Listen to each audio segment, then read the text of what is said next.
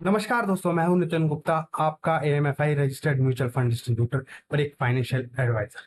तो चलिए एक इन्वेस्टमेंट अवेयरनेस प्रोग्राम लाया हूं जहां पे लोगों को जागरूक करना कि इन्वेस्टमेंट को लेके कौन कौन से एसेट्स होते हैं, कहाँ कहाँ पे हमें निवेश करना चाहिए, कहाँ पे हमें टाइम के साथ चेंज होना चाहिए ये अपनी इन्वेस्टमेंट को लेके बेसिकली। तो आज मैं उसी से रिलेटेड बात करने वाला हूँ। और अगर यह वीडियो आप एंड तक देखिएगा, अगर यह वीडियो आपको अच्छा लगे तो अपने फ्रेंड्स जिसका आप भला चाहते हो उन्हें आप शेयर कर सकते हो यह वीडियो, ताकि उसे भी नॉलेज मिले फाइनेंस से रिलेटेड बेसिकली है। तो चलिए आज शुरू करते हैं, जहाँ पे काफी सारे इंटरेस्टिंग टॉपिक रहने वाले हैं। आपको चीजें क्लियर होंगी फाइनेंस को लेके, कैसे निवेश करना चाहिए, क्यों हमें एफडी ये सब इनमें नहीं जाके दूसरे ऑप्शन चूज करने चाहिए बेसिकली है। तो चलिए आज एक सिंपल सा टॉपिक है बेसिकली। सबसे पहले पूछता हूँ, तो भी आज मैं इस बात करने वाला हूँ इस वीडियो के थ्रू, या तो वो 5 मिनट में आपको समझ आ जाएगा बेसिकली है। चीज तो छोटी सी है समझने को, लेकिन उसे समझने में आपको लाइफ टाइम भी लग सकते हैं, लाइफ भी लग सकती है पूरी। वो चीज अगर आप 5 मिनट में समझ गए तो समझ गए, वरना लाइफ टाइम नहीं समझ पाएंगे बेसिकली वो चीज है क्या।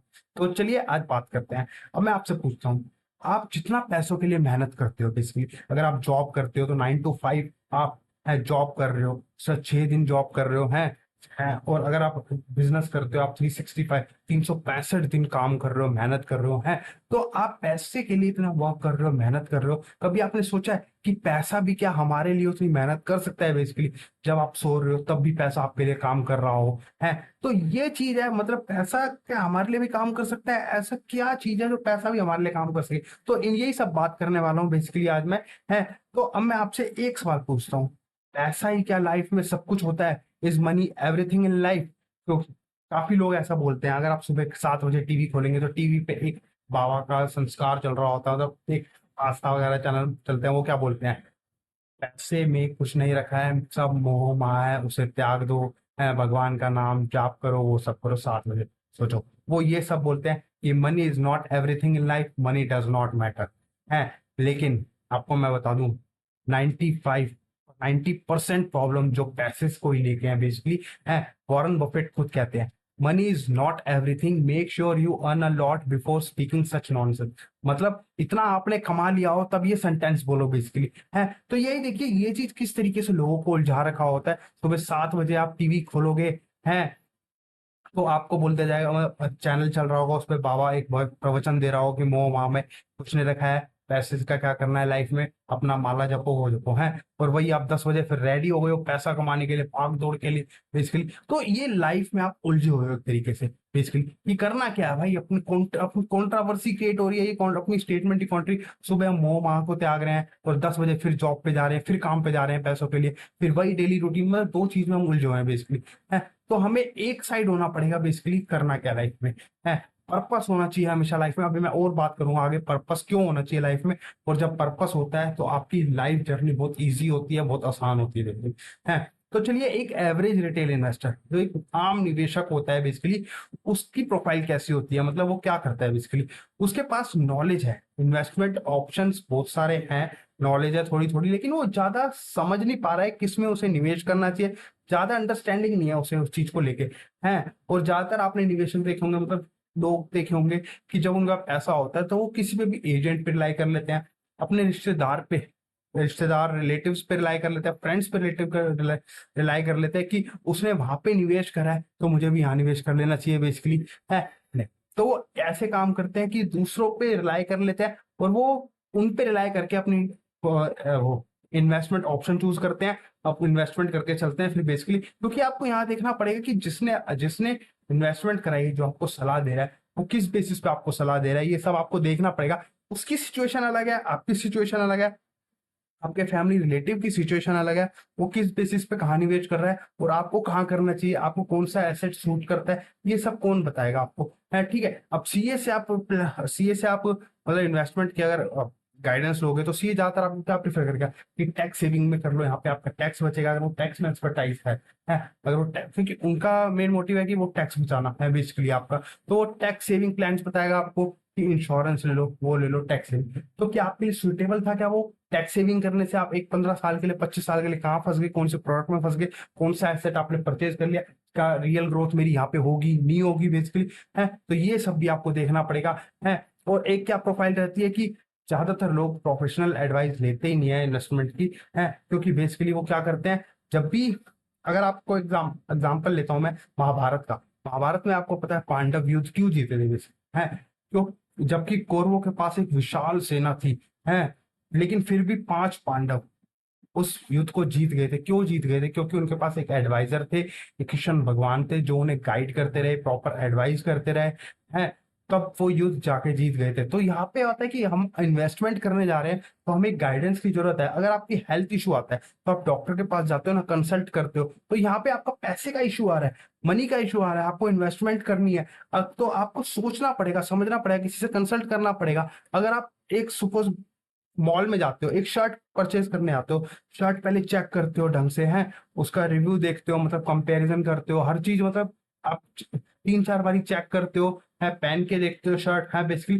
तो ऐसे इन्वेस्टमेंट होता है। जब हम इन्वेस्टमेंट की बात कर रहे हैं तो इन्वेस्टमेंट में आपका हार्ड एंड अर्न मनी लग रहा है, काफी मेहनत करा हुआ पैसा आपका लग रहा है, और काफी टाइम के लिए लग रहा है, तो आपको सोच समझ के निवेश करना पड़ेगा। आपके माइंड में सारी कैलकुलेशन होनी चाहिए। ये सब कौन बताएगा? इसीलिए एक प्रोफेशनल इन्वेस्टमेंट एडवाइजर का इसलिए रोल आता है यहाँ पे, आपको वो एडवाइस करके चलता है प्रॉपर, है। और आपकी एक जर्नी होती है, बहुत लंबी जर्नी होती है, क्योंकि एक 20-25 साल कोई छोटा टाइम पीरियड नहीं होता, एक बड़ा टाइम पीरियड होता है जहाँ पे आपको अपने गोल अचीव करने हैं बेसिकली, है। तो कौन आपको साथ देगा, कौन उस टाइम पे साथ देगा? क्योंकि अगर कोई आपको साथ देगा, 20-25 साल तक वहां जाना है आपको, तो किसी का साथ तो चाहिए ना, जो आपको गाइड कर सके, रास्ते पे गाइड कर सके, हर रास्ते पे। तो जैसे अगर आप कहीं पे अनजान रास्ते पे जा रहे हो तो गूगल मैप आपको गाइड करता है, जीपीएस आपको गाइड करता है। इसी तरीके से आपका एक गोल है, 20 साल बाद का गोल है, तो आपको गाइड करके कौन चलेगा? इसीलिए फाइनेंशियल एडवाइजर की जरूरत पड़ती है, एक प्रोफेशनल इन्वेस्टमेंट एडवाइजर की, है। फिर उसके बाद आता है, लोगों को क्लियर ही नहीं होता कि रिस्क और रिटर्न के बीच में, क्लियर ही नहीं है कि रिस्क कितना लूं और कितना रिटर्न आएगा बेसिकली, है। तो लोग उसी में कंफ्यूज हैं। लोग इक्विटी के, जैसे इक्विटी आता है, स्टॉक मार्केट आता है, इक्विटी को लेके लोगों को ये नहीं पता। अगर आप रिटर्न कमाने जा रहे हो, हैं, तो आपको ये भी सोचना पड़ेगा कि यहाँ पे पैसा जीरो भी हो सकता है क्या, है। लेकिन आपको रिटर्न तो चाहिए, आपको 100 का 200 तो देखना है, लेकिन 100 का 90, 100 का 80 नहीं देखना। ऐसे नहीं होता बेसिकली। आपको 100 का अगर 200 देखना है तो उससे पहले 80, 90 या 60 देखने की भी आप में हिम्मत होनी चाहिए। रिस्क लोगे तभी तो रिटर्न मिलेगा बेसिकली, है। क्योंकि अगर मैं रिस्क रिटर्न की बात करूं, यहाँ पे मैं एक सिंपल सा एग्जांपल देता हूँ। अगर आपका छोटा बेबी है, 3 साल का बेबी है, अभी तक आप उसे अपनी अपनी नजरों के सामने रख लेते हैं, एक एक चूक भी उससे, मतलब एक नजर भी उससे दूर नहीं जाने होने देते थे उसे अपनी नजरों से, है। और जहां अब आपको एक स्टेप लेना पड़ रहा है, उसे प्ले स्कूल भेजना पड़ रहा है। प्ले स्कूल आप क्यों भेज रहे हो, उसे स्कूल क्यों भेज रहे हो? क्योंकि उसकी ग्रो हो सके, ताकि वो लाइफ में आगे चल के ग्रो कर सके, हैं, अपना करियर बना सके, हैं, इंप्रूवमेंट ला सके अपने में। तो इसीलिए आप अब उसे अपने से दूर कर रहे हो, थोड़ा रिस्क ले रहे हो उसके लाइफ में, है। थोड़ा अपने दिल पे पत्थर रख के उस पर रिस्क ले रहे हो, है, क्योंकि आप अपने से दूर कर रहे हो। 2-3 घंटे के लिए वो स्कूल जाएगा, आपसे दूर रहेगा, थोड़ा और सीखेगा। ऐसे ही रिस्क लिया ना आपने, तभी तो आपको रिवॉर्ड मिल रहा है, आपका बच्चा सीखेगा, बड़ा होगा। तो ऐसे ही पैसा होता है, ऐसे को आपको थोड़ा रिस्क लेना पड़ेगा, तभी तो वो आपको रिवॉर्ड देगा, तभी तो वो आपको रिटर्न देगा। तो ऐसे ही पैसा वर्क करता है बेसिकली, है। तो फिर उसके बाद आता है, लोग ज्यादातर प्रेफर होते हैं एफडी, गवर्नमेंट सेविंग्स, क्योंकि उन्हें वो कंफर्ट लगता है, फैमिलियर लगता है, कि क्योंकि बेसिकली अभी अपने पेरेंट्स से, अपने दादा दादी से हम सुनते हैं कि एफडी करा लो, इससे बढ़िया बेस्ट है, आपका पैसा सेफ रहता है, बैंक में रहेगा और सेफ रहेगा, कुछ तो ब्याज आता ही रहेगा। वो उन चीज से फैमिलियर थे, वो अपने टाइम पे फैमिलियर थे, है। मैं ये नहीं कहता कि वो गलत थे। 1990s में बात करूं, उस टाइम पे एफडी कराने पे रेट ऑफ इंटरेस्ट भी 13-14% आता था। वो उस टाइम पे अपनी जगह सही थे बिल्कुल, कि हाँ बैंक में रखो उस टाइम पे, क्योंकि इतना इन्फ्लेशन नहीं था। लेकिन तब रेट ऑफ इंटरेस्ट ज्यादा आता था, इंटरेस्ट ज्यादा आता था, है। लेकिन टाइम के साथ साथ इंटरेस्ट रेट कम हो गया है, तो अब क्या वो हमारे लिए सुइटेबल है आज के टाइम पे, एफडी या नहीं? ये कौन बताएगा, ये कैसे हम सजेस्ट करेंगे? अब तो ये चीज भी हमें देखनी पड़ेगी, है। और फिर उसके बाद आता है इक्विटी इन्वेस्टमेंट। इक्विटी इन्वेस्टमेंट को लेकर लोग ज्यादातर अनरियलिस्टिक एक्सपेक्टेशन करते हैं। मतलब उनके माइंड में होता है इक्विटी है तो, मतलब अगर हम इक्विटी में निवेश कर रहे हैं तो ये जुआ है एक तरीके से। रातों रात यहाँ पे हम अमीर हो सकते हैं। 100 रुपए की इक्विटी 200 भी हो सकती है। और अगर हम 100 रुपए निवेश कर रहे हैं, 200 हो जाएगी इक्विटी, या 300 हो जाएगी, जल्दी अमीर हो सकते हैं। तो इक्विटी में ऐसा नहीं होता है, जो आपको गलत फहमी है कि इक्विटी रातों रात अमीर बना देती है आपको, ऐसा नहीं होता बेसिकली, है। तो फिर उसके बाद आता है, आप ओवर कॉन्फिडेंस हो जाते हो कोई भी इन्वेस्टमेंट लेके। अगर आपको थोड़ी सी नॉलेज आ जाती है तो आप ओवर कॉन्फिडेंस हो जाते हो। सबसे पहली बात यह है कि अगर little learning is a dangerous thing. आपको थोड़ा थोड़ा किसी के बारे में नहीं जानना, आपको अगर किसी बात की चीज के बारे में जानना है तो आपको पूरी डिटेल्ड नॉलेज होनी चाहिए उसकी, ठीक है। तो इसीलिए ओवर कॉन्फिडेंस हमेशा इंसान को मात देता है। इंसान कॉन्फिडेंस लूज कर देता है। ओवर कॉन्फिडेंस नहीं होना चाहिए बेसिकली, है, क्योंकि ओवर कॉन्फिडेंस में इंसान मार खा जाता है कहीं ना कहीं, है। फिर उसके बाद आता है प्रोक्रास्टिनेशन, हमेशा चीजों को डिले करना कि अभी टाइम नहीं है, इन्वेस्टमेंट को लेके बाद में सोचेंगे। तो सबसे बड़ी बात है, आपको पता है इस दुनिया में सबसे बड़ा अब तक मतलब चीज जो है, बेकार चीज है, मतलब सबसे डेंजरस जो है वो प्रोक्रास्टिनेशन, चीजों को डिले करना है। बाकी चीजों को हम डिले कर सकते हैं, लेकिन जहाँ इन्वेस्टमेंट की बात आती है उसे बिल्कुल भी डिले नहीं करना चाहिए बेसिकली, है। क्योंकि हमारे में क्या है, अगर मैं आपको बोलूं इन्वेस्टमेंट करना है, तो लोग क्या करेंगे, अभी टाइम नहीं है बाद में करेंगे इन्वेस्टमेंट। जहां मैं आपको बोलूं चलो आज बाइक लानी है, आज खर्च करना है, आज कार लेके आते हैं, हाँ कार आज ले आएंगे। मतलब लोगों के पास बेसिकली ये है कि स्पेंडिंग प्लान आज है, लेकिन इन्वेस्टमेंट प्लान नहीं है, फ्यूचर के लिए इन्वेस्टमेंट प्लान नहीं है हमारे पास। ठीक है, तो देखिए यही होता है बेसिकली, अगर हम आज जी रहे हैं, आज हमारी नीड्स हैं, फिर उसके बाद आती है फ्यूचर नीड्स, फिर उसके बाद आते हैं वांट्स, अपनी इच्छाएं। ठीक है, इसलिए हमें उन चीजों पे काम करना है बेसिकली। फिर उसके बाद आता है phobia of handling financial matters. अब मैं लड़कियों की बात करूं, आजकल लड़कियां भी पैसे कमाती हैं, अच्छा खासा कमाती हैं, लेकिन जब वो पैसे कमा रही हैं, जब वो खुद इंडिपेंडेंट हैं, तो अपने फाइनेंशियल वो क्यों नहीं संभालती, अपने फाइनेंस क्यों नहीं संभालती बेसिकली, है। उन्हें क्यों फोबिया रहता है कि हम फाइनेंशियल मैटर्स अपने संभाल नहीं पाएंगे, ये तो मेरे पेरेंट्स ही संभालेंगे, हम तो बस कमा के ले आते हैं पैसे, हैं, अब अपने पेरेंट्स को देते हैं, पेरेंट्स देखेंगे क्या करना है उनका, कैसे करना है। नहीं, जब लड़कियां भी कमा रही हैं इंडिपेंडेंट, उन्हें भी नॉलेज होनी चाहिए, फाइनेंस की नॉलेज होनी चाहिए, है, वो भी अपने फाइनेंशियल मैटर्स हैंडल कर सकती हैं। तो ये रहता है एक एवरेज रिटेल इन्वेस्टर का प्रोफाइल, इस तरीके से वो रिएक्ट करता है इन्वेस्टमेंट को लेकर। तो चलिए एक बात पूछता हूँ, बेंजामिन ग्राहम जो वॉरेन बफेट के गुरु थे, उन्होंने क्या बोला था, इंसान एक इन्वेस्टर की, जो निवेशक है उसका सबसे बड़ा दुश्मन कौन होता है, आपको पता है? उसका सबसे बड़ा दुश्मन कौन होता है? बेसिकली इंसान का सबसे बड़ा दुश्मन वो खुद ही होता है हमेशा। Investors chief problem and even his worst enemy is likely to be himself. हम अपना ही दुश्मन होते हैं, हम अपने ही सबसे बड़े दुश्मन होते हैं, क्योंकि हम अपने इमोशंस को कंट्रोल नहीं कर पाते। सबसे बड़ी बात है, आपको मैं बता दूं, अगर इन्वेस्टमेंट की बात आती है, सबसे बड़ा रोल निभाता है हमारे इमोशंस, बिहेवियर, है। यही इन्हीं का रोल है सबसे ज्यादा। इंटेलिजेंस तो सिर्फ 10% काम है, 90% तो सिर्फ बिहेवियर और इमोशंस का काम रहता है। तो इस चीज को लेके हम काफी मार खा जाते हैं, इसलिए हमें अपने इन्वेस्टमेंट को लेके काफी स्ट्रॉन्ग डिसीजन लेने पड़ते हैं, अपने बिहेवियर को कंट्रोल करना पड़ता है बेसिकली, है। तो चलिए आज बात करते हैं, अब मैं आपसे पूछता हूँ, आपको पैसा लाइफ में ज्यादा बनाना है या जल्दी बनाना है बेसिकली, है। तो देखिए, हर इस टाइम हो क्या रहा है, हर कोई सबसे बड़ी प्रॉब्लम क्या है लाइफ में, सबको पैसा जल्दी बनाना है। और आपको बता दूं, पैसा जल्दी नहीं बनता, पैसे को भी टाइम चाहिए होता है। मैं जो आप आज इस वीडियो में आपको बताने वाला हूँ, देखो मेरे पास कोई मूल मंत्र नहीं है पैसा जल्दी बनाने का, लेकिन हाँ, आपकी लाइफ में पैसा ज्यादा बनाने का मूल मंत्र जरूर दे जाऊंगा आपको, कि आप भी अपनी लाइफ में बहुत सारा पैसा बना सकते हो, लेकिन जल्दी नहीं बना सकते, इसका कोई मूल मंत्र मेरे पास नहीं है। तो सबके ड्रीम्स यही होते हैं, किसी को घर खरीदना है, किसी को अपने बच्चों का फ्यूचर सिक्योर करना है, किसी को अपना रिटायरमेंट अच्छा प्लान करना है, किसी को मतलब किसी को वेल्थ बनानी है, सबके अपने अपने गोल्स हैं, सबके अपने अपने ड्रीम्स हैं बेसिकली। तो आज उन्हीं पे बात करने वाला है। अब एक इन्वेस्टर की स्टेज कैसी रहती है, लाइफ स्टेज कैसी रहती है बेसिकली, अगर मैं बात करूं, सबसे पहले जब वो इंडिविजुअल सिंगल होता है बेसिकली, तो वो उस टाइम पे सबसे ज्यादा अर्न कर रहा होता है, सबसे ज्यादा अर्न कर रहा होता है, ग्रीन वाला पोर्शन जो है अर्निंग कर रहा है, उसके खर्चे भी है, उस टाइम पे वो थोड़ा सेव करके चल रहा है। फिर उसके बाद होता है जब उसकी शादी हो जाती है, मैरिज होते हैं, दोनों हस्बैंड वाइफ अर्न करने लगते हैं, साथ में मिलकर आजकल अर्न कर रहे हैं, फिर थोड़े खर्चे भी पड़ जाते हैं, थोड़ा वो सेविंग भी बढ़ाते हैं अपनी। फिर उनकी फैमिली होती है, बच्चे होते हैं, फिर बच्चों के स्कूल्स वगैरह ये सब होते हैं, तो वो अर्निंग्स और बढ़ती है उनकी, है उन दोनों की।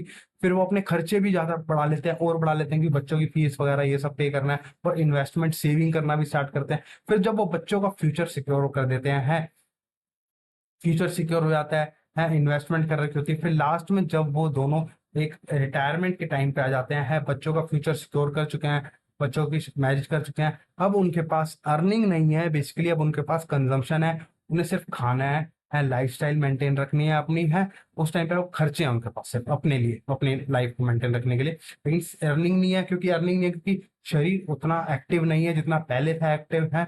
तो यही चीज होता है, इस टाइम पे सिर्फ आपको खाने के लिए पैसा चाहिए, तो इस तरीके से लाइफ चलती है आपकी बेसिकली। ये स्टेजेस रहती है एक इन्वेस्टर की, है। और ये सब करने के लिए आपके पास सिर्फ फाइनाइट टाइम है, एक टाइम लिमिटेड टाइम है बेसिकली आपके पास है ये सारे गोल्स अचीव करने के लिए। क्योंकि अगर मैं आपको बताऊं, भगवान ने हर चीज में हमारे साथ अनफेयर किया है।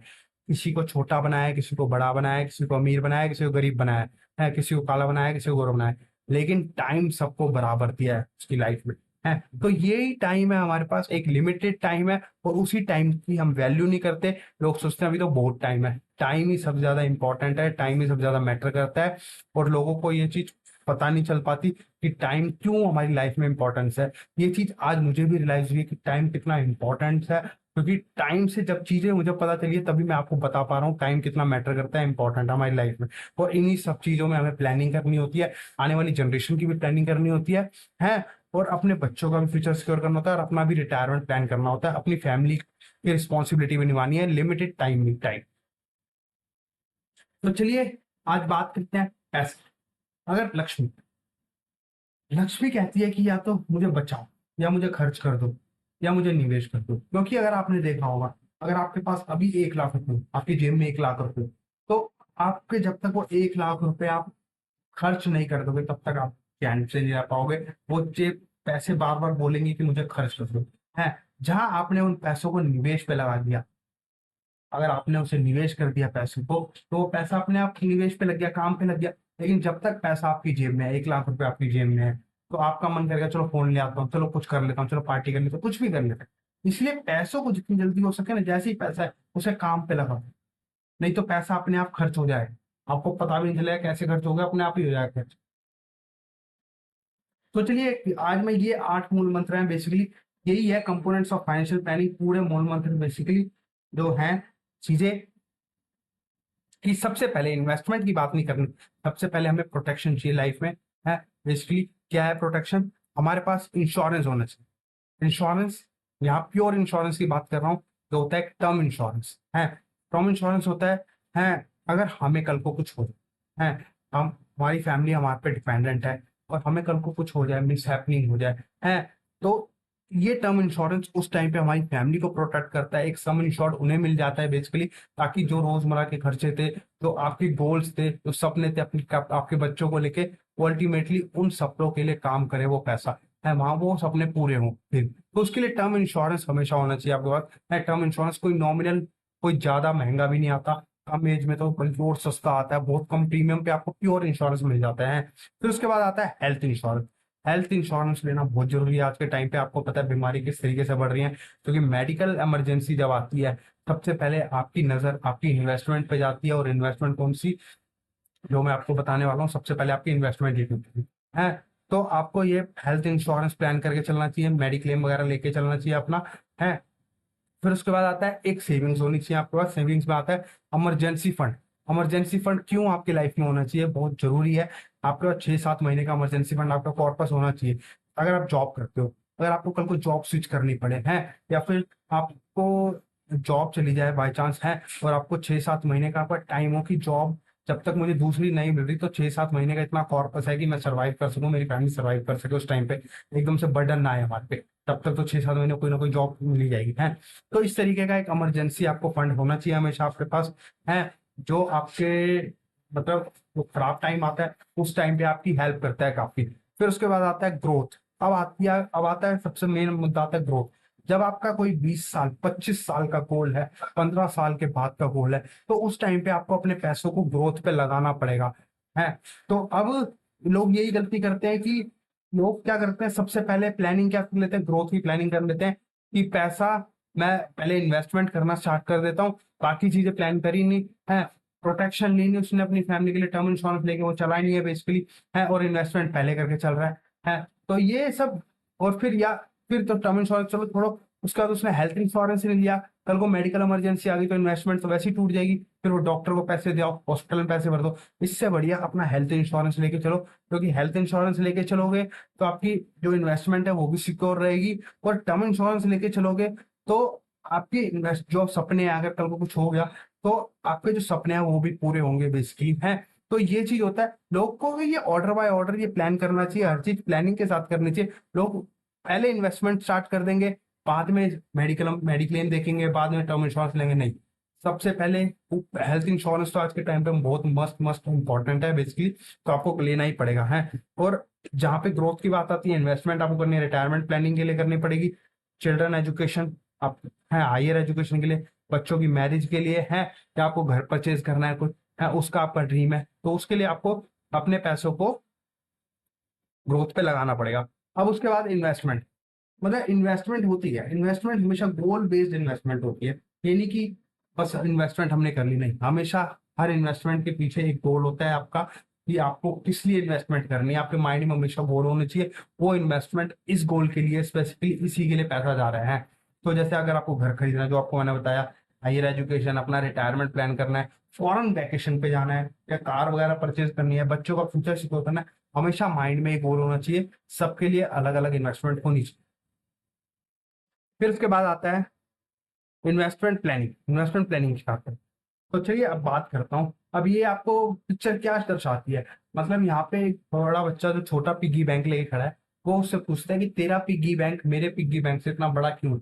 तो वो बोलता है, there is a no secret, I just started early, मैंने पहले स्टार्ट कर लिया था, इसीलिए मेरा पिग्गी बैंक तेरे पिग्गी बैंक से बड़ा है। लोगों को ये चीज समझ नहीं आती, स्टार्ट अर्ली सिर्फ दो वर्ड हैं कहने को, लेकिन ये बहुत बड़ा मूल मंत्र है, स्टार्ट अर्ली। क्योंकि लोगों को समझ नहीं आता कि जल्दी निवेश करने से, आपको एक तो जल्दी निवेश करके चलोगे और छोटा अमाउंट निवेश करके चलोगे, तो आपकी वेल्थ तब भी बन जाएगी, आपके गोल अचीव हो जाएंगे। लोग सोचते हैं नहीं बाद में निवेश करेंगे जब पैसा होगा, लोगों को ये चीज समझ नहीं आती है। मैं आपको उदाहरण दूंगा, बिल्कुल सही एग्जांपल दूंगा कैसे वर्क करता है। बेसिकली चलो मैं इस टाइम पे ही बात करता हूँ कैसे कैसे छोटा निवेश भी बहुत बड़ा अमाउंट बन सकता है।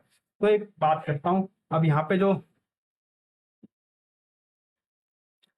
बड़ा बच्चा था वो श्याम है, और जो छोटा बच्चा है वो राम है। उसी की बात करें, दोनों एग्जांपल लेते हैं, एक राम है एक श्याम है, चलो ऐसे ही ले लेते हैं, एक राम है एक श्याम है। एक राम जो 25 साल की उम्र में निवेश करना स्टार्ट करता है, इन्वेस्टमेंट करना स्टार्ट करता है, और वो क्या करता है, 5,000 रुपए हर महीने निवेश करता है 11 साल तक। 11 साल तक मतलब जब वो 35 साल का हो जाता है तब तक वो 5,000 रुपए निवेश कर चुका होता है।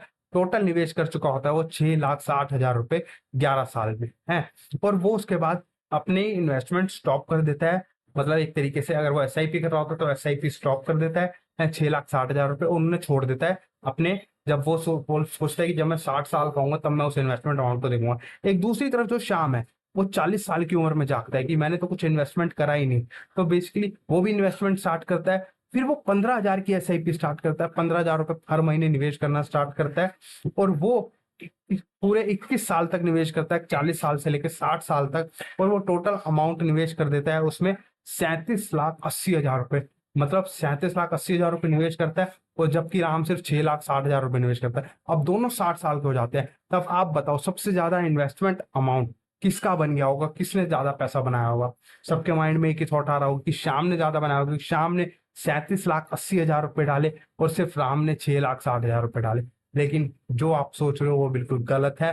बेसिकली मैं आपको बताऊं, तो राम ने 6,60,000 रुपए डाले, उसका कॉर्पस बना 4,80,00,000 रुपए 60 साल की उम्र में। और जो श्याम ने पैसा डाला है 37,80,000 रुपए, उसका कॉर्पस सिर्फ बना 2,65,00,000 रुपए 60 साल की उम्र में। तो this is the power of compounding and time. Ram ने पहले स्टार्ट करा और कम अमाउंट निवेश करा, सिर्फ 5,000 रुपए निवेश करा, सिर्फ 11 साल निवेश करा और बाकी छोड़ दिया। और जहां श्याम ने उससे 3 गुना निवेश करा है, 3 गुना एसआईपी करी और ज्यादा टाइम तक एसआईपी करी, तब भी वो उसके फंड को बीट नहीं कर पाया, तब भी उसके अमाउंट को बीट नहीं कर पाया है, तभी वो उसके गोल तक पहुंच नहीं पाया और उससे पीछे ही रह गया 2-2.5 करोड़ रुपए है। तो ये होता है पावर, मतलब जितना जल्दी आप निवेश करोगे, चाहे कम से अमाउंट से इन्वेस्ट करना स्टार्ट करोगे, क्योंकि आपके पैसों को एक तरीके से टाइम मिलेगा, ज्यादा बढ़ने के लिए टाइम मिलेगा कि कितने टाइम में मेरा पैसा बढ़ जाएगा है, क्योंकि आप यहाँ पे ज्यादा टाइम दे रहे हो। अब मैं आपको बताता हूँ है, कॉस्ट ऑफ डिले।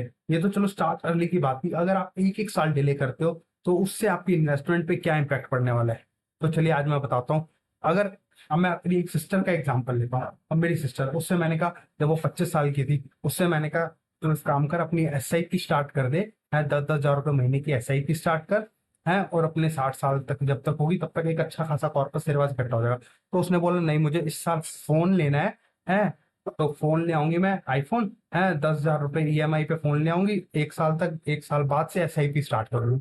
तो उसे मैंने फिर क्या, मैंने कहा देख तू 26 साल की उम्र से एसआईपी स्टार्ट करेगी आज 25 साल की उम्र से ना करके, तो तुझे 1 लाख का फोन सिर्फ 1 लाख का नहीं पड़ेगा, वो तुझे कितने का पड़ेगा। तो देखिए अब मैं इस इलिस्ट्रेशन एग्जाम्पल के थ्रू बताता हूँ। अगर उसने 25 साल की उम्र में, अगर उसने अपने अकॉर्डिंग 26 साल की उम्र में एसआईपी स्टार्ट करती 10,000 की 60 साल की उम्र तक, तो उसका कॉर्पस इकट्ठा होता 5,70,00,000 रुपए।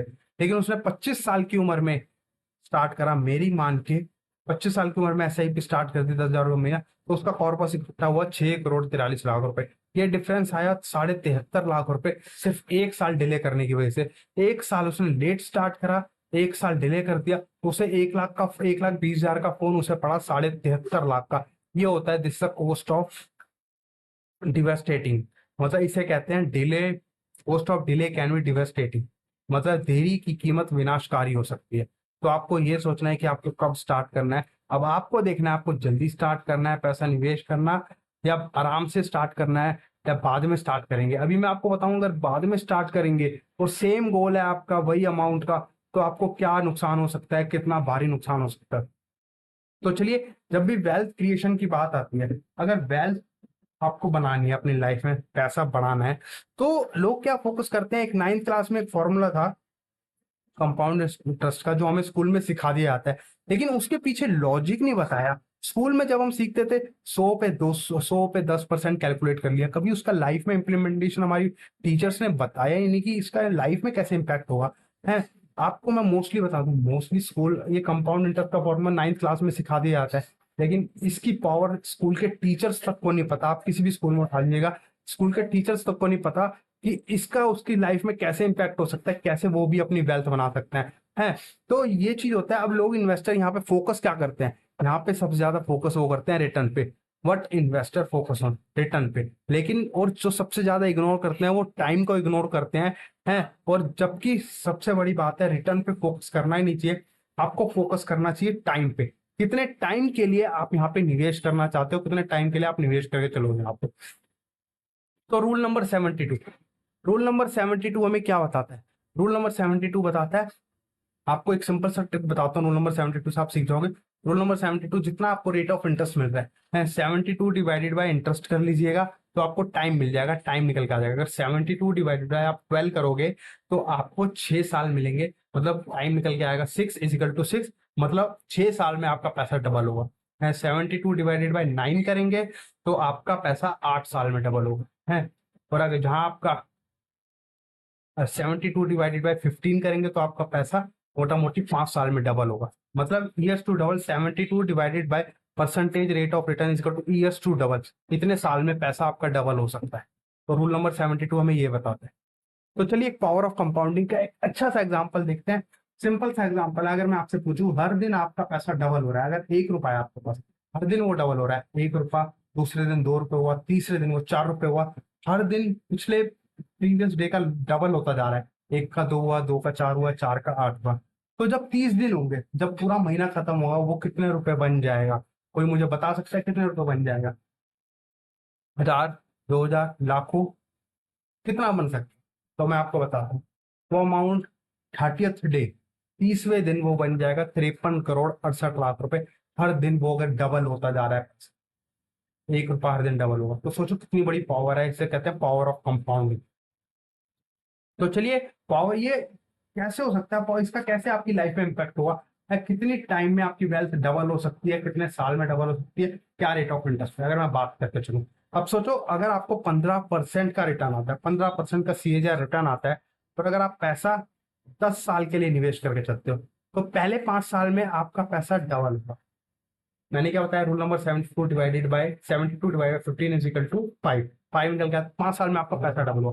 फिर पहले 5 साल में 5 डबल हो गया, 1 का 2 हो गया, तो अगले 5 साल में कितना होगा, 2 का 4 हो जाएगा। इसलिए आपने 10 लाख रुपए निवेश करे, तो आपके 40 लाख रुपए हो जाएंगे 10 साल में है।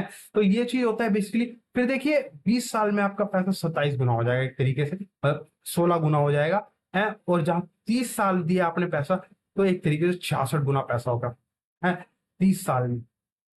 तो आपका पैसा एक तरीके से 10 लाख, 1 करोड़ का 66 करोड़ पहुंच सकता है, और 10 लाख का 6,60,00,000 पहुंच सकता है 30 साल में। तो this is a power of compounding. ये होता है, अब ऐसे 12% से करेंगे तो 6 साल में डबल होगा। अब ये कैसे लाइफ में आप इंप्लीमेंट कर सकते हैं अपनी लाइफ में? अगर सपोज आप 25-20 साल की एज, आपकी 20 साल की उम्र है, अगर आपको उस टाइम पे बता देता कोई पैसा कैसे डबल होता है, पैसे कैसे, फाइनेंस की नॉलेज आपको दे देता कोई, तो आप 20 साल की उम्र में, वो आपको कोई बता दे, आप अगर अवेयरनेस प्रोग्राम ये देख रहे हो तो आप समझ जाओ कैसे करना है। तो अगर 20 साल की उम्र है और आपका प्लान है कि 60 साल की उम्र मुझे रिटायरमेंट लेना है, तो आपको कितने साल मिले? 40 साल। 40 साल में कितनी बार पैसा डबल हो? 40 साल में आपका है, 40 साल में आपका पैसा कितनी बार डबल होगा? 8 बारी डबल है, क्योंकि 5-5 का ब्लॉक बनाओगे तो 8 बारी आपका पैसा डबल होगा।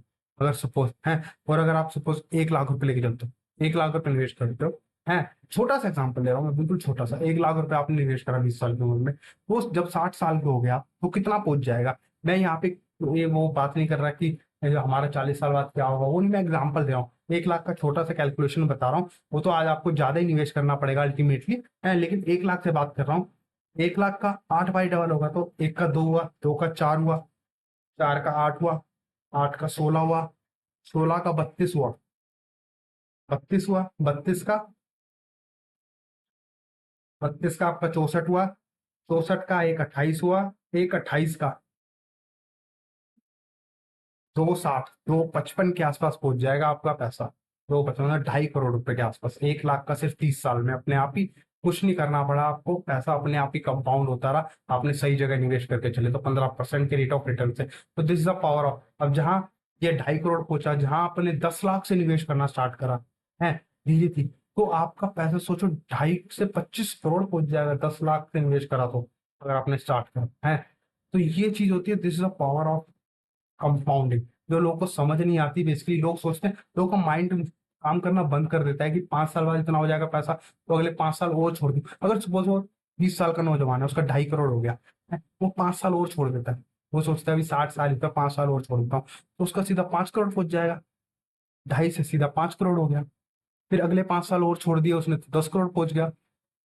मतलब उसे कुछ करना ही नहीं पड़ा, 1 लाख रुपए से 10 करोड़ पहुंच गया उसकी लाइफ में, उसकी लाइफ में पैसा तो अपने आप ही इकट्ठा हो गया। तो ये चीज आपको सोचना पड़ेगा बेसिकली, कैसे पैसा काम करता है, कैसे डबल होता है, कैसे कंपाउंडिंग वो काम करती है। तो जो एल्बर्ट आइंस्टाइन है, उन्होंने खुद बोला है कि वर्ल्ड का 8वां अजूबा कंपाउंड इंटरेस्ट है, compound interest is the 8th wonder of world. वो बहुत पहले ही समझ चुके थे, वो लोग ये कंपाउंड इंटरेस्ट चीज समझ गए, वो हमेशा पैसा कमाएंगे, और जो ये चीज नहीं समझ पाए कंपाउंड इंटरेस्ट कैसे काम करता है, वो हमेशा पे करेंगे, बल्कि वो डबल पे करेंगे हमेशा। तो इसीलिए इन्वेस्टमेंट करो, इन्वेस्टमेंट रेगुलरली करो। अब रेगुलरली इन्वेस्ट करो, सिस्टमैटिक इन्वेस्टमेंट प्लान आता है, एसआईपी आती है, रुपी कॉस्ट एवरेजिंग का जहाँ बेनिफिट मिलता है, पता है, एक इन्वेस्टमेंट करके चलो। अब जैसे लमसम किसी का मैंने बताया 10 लाख से निवेश कर स्टार्ट करा, जिसके पास नहीं है 10 लाख, सैलरी आती है, थोड़ा थोड़ा निवेश करना स्टार्ट करे, है, जितना ज्यादा निवेश कर सकता है करे अपने टाइम पीरियड में, जब वो ज्यादा निवेश कर सकता है। अगर सपोज एक सिंपल सा एग्जांपल देता हूँ, 20 साल का नौजवान है, अभी कोई खर्चे नहीं है उस पर इतनी, है, लेकिन लोग खर्चे बना लेते हैं, लोग ऐसे ट्रैप में फंस जाते हैं, वो उनकी गलती होती है। लेकिन इस टाइम पे अभी खर्चे नहीं है, 20 साल में अगर वो छोटी से छोटी नौकरी पे लगा, 15,000 की नौकरी पे स्टार्ट करता है आज के टाइम पे भी, है, 15,000 की नौकरी से स्टार्ट करता है 20 साल की, तो वो एक साल के 25-30 साल तक तो अच्छा खासा कॉर्पस इकट्ठा कर सकता है, वो अपनी एक कॉर्पस इकट्ठा कर सकता है। लेकिन फिर भी उसके बाद 30-35 साल बचेंगे, उसके बाद टाइम पीरियड बचेगा, उन पैसों को इन्वेस्ट कर देगा, वो जब लमसम इकट्ठा हो जाएगा वो निवेश कर देगा इकट्ठा ही, और आगे छोटा छोटा अमाउंट जाने दे अपनी एसआईपी के थ्रू, निवेश करता रहे, वो धीरे धीरे वो भी तो बढ़ेगा, और जो इकट्ठा जब स्टार्टिंग में उसने ज्यादा अमाउंट से निवेश कर दिया था, वो ज्यादा फायदा देगा अल्टीमेटली। तो ये होता है बेसिकली, आपको सोचना पड़ेगा प्लान कब इन्वेस्ट करना चाहिए। लोग अब गलती क्या करते हैं, स्टार्टिंग में जॉब लगी, पहले अपनी इच्छाएं पूरी करेंगे, पहले हमारी इच्छाएं हैं वो पूरी करेंगे, डिजायर है कुछ, कार ले आएंगे, बाइक ले आएंगे, फोन ले आएंगे महंगे महंगे, देखिए ये चीजें यहाँ शौक पूरे करेंगे, पार्टी करेंगे, वो करेंगे। अभी अभी नया नया पैसा आया है, अभी तो स्कूल से छूटे हैं, मतलब ग्रेजुएशन करी है, अब तो जॉब लगी है, अब ऐश करेंगे लाइफ में। यही ट्रैप होता है बेसिकली, कंपनी जिस तरीके से आपको फंसाती है। कंपनी बोलती है ना, कल किसने देखा है, ये थ्योरी, ये यूएस की थ्योरी है, ये सिर्फ कंज्यूमर के लिए थ्योरी है कि कल किसने देखा है, आज ही कमा लो, मतलब आज ही उड़ा दो पैसा, आज ही ऐश करो। वो कंपनी आपको सपने में ट्रैप फंसा रही है, आपको फंसा रही है किस तरीके से, आज ही वैकेशन पे घुमाओ, बाद में पेमेंट कर देना, बाद में ईएमआई पे, ईएमआई के ट्रैप में फंसाती है आपको इस तरीके से। तो बात करेंगे हम आगे इस पे भी, कैसे कैसे आप फंस जाते हो, जब आप ट्रैप में फंस जाते हो बेसिकली। तो आपको खुद सोचना है, आपको हमेशा सोचना है, कंज्यूमर की तरह नहीं सोचना है आपको, आपको हमेशा इन्वेस्टर की तरह सोचना है, एक बिजनेसमैन की तरह सोचना है, एक एंटरप्रेन्योर की तरह सोचना है हमेशा। मैं ये कहता हूँ एक सैलरीड एम्प्लॉय भी करोड़पति बन सकता है, एक अमीर बन सकता है, अगर वो ठान ले कि हाँ मुझे भी अपनी लाइफ में कुछ करना है, मुझे भी एक बिजनेसमैन की तरह ही सोचना है, अपना माइंडसेट भी बिजनेसमैन की तरह बनाओ, कैसे पैसा बनाना है, कैसे क्रिएट करना है, कैसे कंपाउंडिंग पे उसे लगाना है। तो चलिए बात करते हैं वॉरेन बफेट की। वॉरेन बफेट, जो मैंने आपको बताया टाइम पीरियड अगर इतना टाइम, वॉरेन बफेट ने पता है कितनी उम्र में वो समझ गए थे इस चीज को। ऐसा उन्होंने इन्वेस्ट अपने टाइम पे एक इन्वेस्टमेंट अवेयरनेस प्रोग्राम उन्होंने देखा होगा इसी टाइप का, या उन्हें किसी गुरु ने बताया होगा, किसी ने गाइड करा होगा। 11 साल की उम्र में वो ये खेल समझ गए थे कंपाउंडिंग का। जब वो 11 साल की उम्र से निवेश करना स्टार्ट करे, तो 94 ईयर्स की उम्र में उन्होंने एक वेल्थ बनाई है, बहुत अच्छा कॉर्पस बनाया है। 2019 का डाटा है, 2019 में उनका $83 बिलियन था, और 94 की उम्र में आज के टाइम पे उनका $115 बिलियन ऐसा है। तो और वो मैं बताऊं, उन्होंने सबसे पहला बिलियन जो बनाया था अपनी लाइफ में, पहला billion, 1 billion is equal to 100 crore, और $100 में, वो भी डॉलर में, फिर उसे इंटू करूंगा तो है। तो पहला बिलियन उन्होंने अपना 50 साल की उम्र के बाद बनाया था, पहला बिलियन। और जब बाद में 50 साल की उम्र के बाद उनके बिलियन में बनने लगे थे, कंपाउंड होना पैसा स्टार्ट हो गया था बिलियंस में, ठीक है। तो ये होता है, उन्होंने अपने पैसों को, मतलब एक तरीके से 94 ईयर्स के हैं वो, और 11 साल की उम्र में निवेश करना स्टार्ट किया। उन्होंने अपने पैसों को बढ़ने के लिए 82 से 83 साल दिया है, 82 से 83 साल। तो आप क्या अपनी लाइफ पैसों को बढ़ाने के लिए, अपने अपनी लाइफ में अमीर बनने के लिए, अपनी वेल्थ बनाने के लिए क्या टाइम नहीं दे सकते आप? और लोगों को ये नहीं पता होता, क्योंकि अब लोग बहुत से आएंगे, 50 50 साल के हो जाएंगे, अब तो हमारे पास टाइम ही नहीं है। तो यही तो चीज है, जब आपको टाइम मिला, आपने टाइम वेस्ट करा। जब आपका टाइम था, आप कम अमाउंट से भी निवेश करना स्टार्ट कर सकते थे, लेकिन जब टाइम ही बीत गया, तब आपको ज्यादा अमाउंट डालना पड़ेगा, निवेश करना पड़ेगा, तभी कोई वेल्थ पर्पस इकट्ठा हो पाएगा। ये चीजें अभी आगे बात करूंगा मैं इन चीजों पे। तो हमारी जब हम सेविंग करके चलते हैं, क्या दिक्कत आती है हमारी सेविंग पे? हम खाली सेविंग कर लेते हैं, बैंक में पैसा रख देते हैं, हम सोचते हैं सेव हो रहा है हमारा पैसा, ये फ्यूचर में काम आएगा। लेकिन आपकी उस सेविंग का सबसे बड़ा दुश्मन पता है कौन है? इन्फ्लेशन, महंगाई। क्योंकि आपको पता है इन्फ्लेशन ओवर द टाइम आपकी सेविंग को खाते जाएगा, महंगाई जिस तरीके से बढ़ रही है। क्योंकि जो आज 100 रुपए की चीज है, वो कल को आपको 107 की मिलेगी, 106 रुपए की मिलेगी। लेकिन अगर आपने बैंक में रखा है पैसा, तो पैसा तो नहीं बढ़ा ना आपका। अगर आपने 100 रुपए रखे हैं, और आज 100 रुपए है, बैंक में रखा हो 100 का 102 101 ही है, बैंक में रखा हो। लेकिन जहां महंगाई बढ़ गई, अगले साल वो चीज खरीदने जाओगे, सेम चीज जो 100 की थी, वो अब आपको 107 की मिल रही है, तो आपको अभी भी 5 6 रुपए का लॉस हो रहा है, अल्टीमेटली शॉर्टफॉल पड़ रहा है। तो ये होता है बेसिकली, लोग इन्हीं टेंशन में फंसे हैं। जो 90% प्रॉब्लम्स है ना, सिर्फ पैसे को लेकर है, बिल्स हैं, टैक्सेस हैं, क्रेडिट कार्ड बिल्स है, सैलरी आई, सैलरी से पहले मैसेज आने स्टार्ट हो जाते हैं क्रेडिट कार्ड के बिल की, बिजली का बिल है, पानी का बिल है, कोई ईएमआई है वो चल रही है। इन सब ट्रैप में लोग फंसे हुए हैं, और यही टेंशन है लोगों की लाइफ में। तो इन्फ्लेशन इस तरीके से आपकी सेविंग को, मतलब पैसे की वैल्यू कैसे कम होती जाएगी। जो आज चीज 1 लाख रुपए की है, जो आज चीज 1 लाख रुपए की है, वो 5 साल बाद उसकी वैल्यू 75,000 रुपये हो जाएगी, आपके पैसों की वैल्यू, सॉरी। पैसे अगर 1 लाख रुपए अपने अकाउंट में रखा है, तो 5 साल बाद उसकी वैल्यू 75,000 हो जाएगी, और 15 साल बाद 42,000 रह जाएगी, और 30 20 साल बाद 31,000 रुपये रह जाएगी वैल्यू। तो ये चीज आपको सोचनी पड़ेगी बेसिकली। आपको पैसे बैंक में रखने हैं खाली, तो उनके टाइम टू टाइम वैल्यू गिरनी है। और इन्फ्लेशन, जो चीज 100 रुपए की है, वो 5 साल बाद 134 रुपए की चीज मिलेगी, 15 साल बाद 240 रुपए की मिलेगी, 20 साल बाद 320 रुपए की मिलेगी, अगर 6% का इन्फ्लेशन रेट रहता है। तो आपको अगर मैं पिछला डाटा बताऊं, है एवरेज इन्फ्लेशन हमारा 5.62 रहा है। तो उसके अकॉर्डिंग जो पेट्रोल 1990 में 9 रुपए 84 पैसे का था, 2005 में वो 38 रुपए का हो गया था, और 2024 में वो 96.5 रुपए हो गया है, अब आपको पता ही है। और जो दूध 1990 में 6 रुपए लीटर आता था, 2005 में 19 रुपए, 2024 में 74 रुपए लीटर आता है दूध। तो ऐसी ही इन्फ्लेशन है। आपके घर के खर्चे हैं, 2014 में 25,000 रुपए का महीने का खर्चा होता था, आज के टाइम पे 50,000 रुपए का खर्चा है 2024 में। अब 2034 में लाख रुपए का खर्चा होगा वही चीज आपको महीने का। जहाँ हायर एजुकेशन 2014 में 8 लाख रुपए में होती थी, 2024 में 15.5 लाख में होती है, और 2034 में पता नहीं 30 लाख रुपए में होगी कम से कम है। और मैरिज, जहाँ शादी का बजट 2014 में 15 लाख का होता था एक मिडिल क्लास का, 2024 में वही बजट 30 लाख का पहुंच गया, और 2034 में वो कितने का हो जाएगा? सोचो, आपको ये सब प्लान करना पड़ेगा अगर इन्फ्लेशन 7% से ग्रो कर रहा है। और ये तो चलो बेसिक इन्फ्लेशन था, नॉर्मल इन्फ्लेशन था। वो एक लाइफस्टाइल इन्फ्लेशन है, लाइफस्टाइल जो बॉम्ब है एक तरीके से, जो सोशल मीडिया ज्यादा इन्फ्लुएंस करता है, सोशल मीडिया के थ्रू जो इन्फ्लेशन बढ़ता जा रहा है हमारा, क्योंकि इसने वो करा तो हम भी ये करेंगे, अगर वो वैकेशन पे घूम के आए तो हम भी वैकेशन पे घूम के आएंगे। ये लाइफस्टाइल है, जो सोशल मीडिया का जमाना है आज के टाइम पे, जिसने आपके लाइफस्टाइल को एकदम से चेंज कर दिया है बहुत। और जो लाइफस्टाइल का इन्फ्लेशन बॉम्ब है एक तरीके से, वो एक तरीके से, क्योंकि एक तरीके से आपको देखा जाए, अगर हर पार्टी पहले होता था शादी में गए हैं तो एक ही ड्रेस पहन ली ठीक है, लेकिन आजकल तो शादियों में भी फंक्शन भी 5-6 कम से कम फंक्शन होते हैं। अगर एक शादी अटेंड करनी है तो उसी शादी के लिए, किसी घर में शादी है तो 5-6 फंक्शन होंगे, और 5-6 ड्रेसेस आएंगी, उसकी अलग अलग ड्रेसेस आएंगी, रिपीट नहीं कर सकते क्योंकि शाम को सोशल मीडिया पे फोटो डालनी है दिखाना है। तो ये सारे मतलब खर्चे हैं बेसिकली, मतलब शादी दूसरे के घर में, लेकिन ड्रेस आपको लानी है, 2-2 2,500 की 3-3 हज़ार की ड्रेस आपको पहननी है, और पर फंक्शन में 3,000 की ड्रेस, तो 5 फंक्शन के लिए 15,000 की ड्रेस आएंगी है। सोचो, ये चीज आपको डिसाइड करनी पड़ेगी। और आजकल पहले खाना स्ट्रीट फूड्स होते थे, अब लोग को आदत पड़ गई है जोमेटो स्विगी ऑनलाइन, जहाँ पे मतलब 10 रुपए का समोसा आता था, अब वहां पे आप लेने जाओगे 50 रुपए का समोसा आएगा बेसिकली है।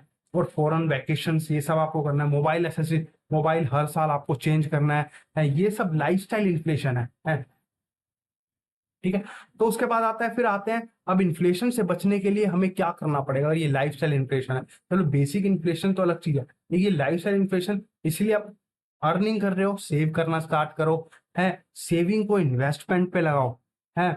और ताकि पैसों को अपने खाली मत रखो, पैसों को काम पर लगाओ, ताकि वो पैसा आपके लिए काम कर सके। जितना आप पैसों के लिए मेहनत कर रहे हो, पैसा ऐसी जगह निवेश करके चलो जहां पे वो रिटर्न कमाए, अच्छा रिटर्न कमाए, इन्फ्लेशन को बीट करे है, और पावर ऑफ कंपाउंडिंग का यूज करें तो वो पैसा तेजी से ग्रो करे है। तो हमें यही सोचना है। अब आप कंफ्यूज हो गए कि हमें निवेश करना ही कहाँ है, करें कहाँ हम निवेश, अगर हमें इतने सारे मूल मंत्र है, चलो आपने ये सब तो बता दिया, लेकिन निवेश हमें करना कहाँ चाहिए बेसिकली? इतने सारे ऑप्शंस है, रियल एस्टेट है, गोल्ड है, एफडी है, बॉन्ड्स है, लाइफ इंश्योरेंस है, स्टॉक्स है, म्यूचुअल फंड्स है। तो चलो आज धीरे एक एक करके बात करता हूँ मैं, कहाँ पे हमें निवेश करना चाहिए है, सब एसेट्स को समझाता हूँ। सबसे पहले एक एसेट आता है एफडी। एफडी आपने सुना ही होगा। अब एफडी में एक ऑन एन एवरेज रिटर्न आता है 6.75 का इंटरेस्ट आता है, ठीक है, 6.75% का इंटरेस्ट आता है एफडी पे। लेकिन एफडी पे सपोज टैक्स कट जाता है, 30% के स्लैब में आते हो आप तो टैक्स कट जाता है आपका 30%, तो हाथ में आपके मोटा मोटी 4.90 रुपए आया इंटरेस्ट। लेकिन इन्फ्लेशन तो 6% है। जो चीज 106 रुपए की हो जाएगी एक साल बाद, लेकिन आपने एफडी कराई, एफडी में रखा पैसा, आपके पास तो आए सिर्फ 104.90 रुपए, तब भी आप 1 रुपया 10 पैसे शॉर्टफॉल में रह गए, नेगेटिव रह गए, आपका रियल रिटर्न तो नेगेटिव है, आप वो चीज खरीद नहीं सकते। तो एफडी शॉर्ट टर्म के लिए ठीक है, एक साल के लिए, एक साल में आपको इम्पैक्ट नहीं करेगा इन्फ्लेशन, लेकिन जहां बात आती है लंबे समय के लिए, आपको 10-15 साल बाद कोई चीज खरीदनी है, या उस समय के लिए अगर आप एफडी में रख के चलोगे तो वो चीज आप नहीं खरीद पाओगे। इसलिए एफडी सिर्फ बेस्ट रहती है शॉर्ट टर्म के लिए, ना कि लॉन्ग टर्म के लिए। और एफडी का भी मैं आपको और भी बताऊंगा, एफडी के, एफडी से बढ़िया और क्या ऑप्शंस होते हैं। एफडी में भी एक कुछ बहुत सारी लिमिटेशंस है इस चीज की, लेकिन उससे बढ़िया मैं आपको उस चीज बताऊंगा। फिर दूसरा ऑप्शन आता है, एक हम अपनी कम्युनिटी में जैसे एक दूसरे की हेल्प करते हैं। लोग ज्यादातर एफडी, चलो बैंक पे बिलीव नहीं करते, लोग आपस में कुछ और जगह सेविंग करते हैं। चलो पहले इसकी स्टोरी सुनते हैं, थैंक्स गिविंग टर्की। एक स्टोरी है, ये अमेरिका में एक स्टोरी है, थैंक्स गिविंग टर्की मनाया जाता है, थैंक्स गिविंग टर्की डे मनाया जाता है। तो वहां पे एक इसके ऊपर स्टोरी है कि एक पक्षी होता है टर्की, जिसे एक किसान रोज दाना डालता है। तो वो टर्की बोलता है ये किसान तो मतलब भगवान के बराबर है, ये तो मुझे, मेरा कितना ख्याल रख रहा है, मेरा पालन पोषण कर रहा है, मुझे रोज दाना डाल रहा है, तो ये तो भगवान है मेरे लिए। लेकिन ऐसे 100 दिन बीतते हैं, 200 दिन बीतते हैं, 300 दिन बीतते हैं, जहाँ 1000वां दिन आता है, जहाँ 1001 दिन, 1000 दिन हो जाते हैं, 1000वें दिन वो टर्की को किसान एक रेस्टोरेंट ओनर को जाके बेच देते, और रेस्टोरेंट ओनर उस टर्की को उस दिन मतलब सर्व कर देता है वहाँ पे, अपने कस्टमर्स को परोस देता है, ठीक है। उस दिन तो उस दिन उसकी लाइफ का वो आखिरी डे होता है, तो उस दिन उसके लिए सरप्राइजिंग डे होता है वो बेसिकली, है। तो ये देखिए इस तरीके से आपकी लाइफ में क्या होता है बेसिकली, आप जैसे कच्चा लालच करते हो। एक एग्जांपल देता हूँ, आप 2 रुपए सैकड़े ब्याज पे, 3 रुपए सैकड़े ब्याज पे किसी को पैसा दे रहे हो, उधार पे पैसा दे रहे हो। आप सोच रहे हो कि मुझे यहाँ से ब्याज आ मिल जाएगा, 2% का ब्याज आएगा, मैं पैसा दे देता हूँ, है। लेकिन वो स्टार्टिंग में तो आपको पैसा देगा, 2% का देगा, है, 1-2 महीने देगा। वो पहले क्या करेगा, 1 साल के लिए आपसे पैसे लेगा, 2-2% ब्याज पे देगा, 1 साल में सारा दे देगा आपको पैसा।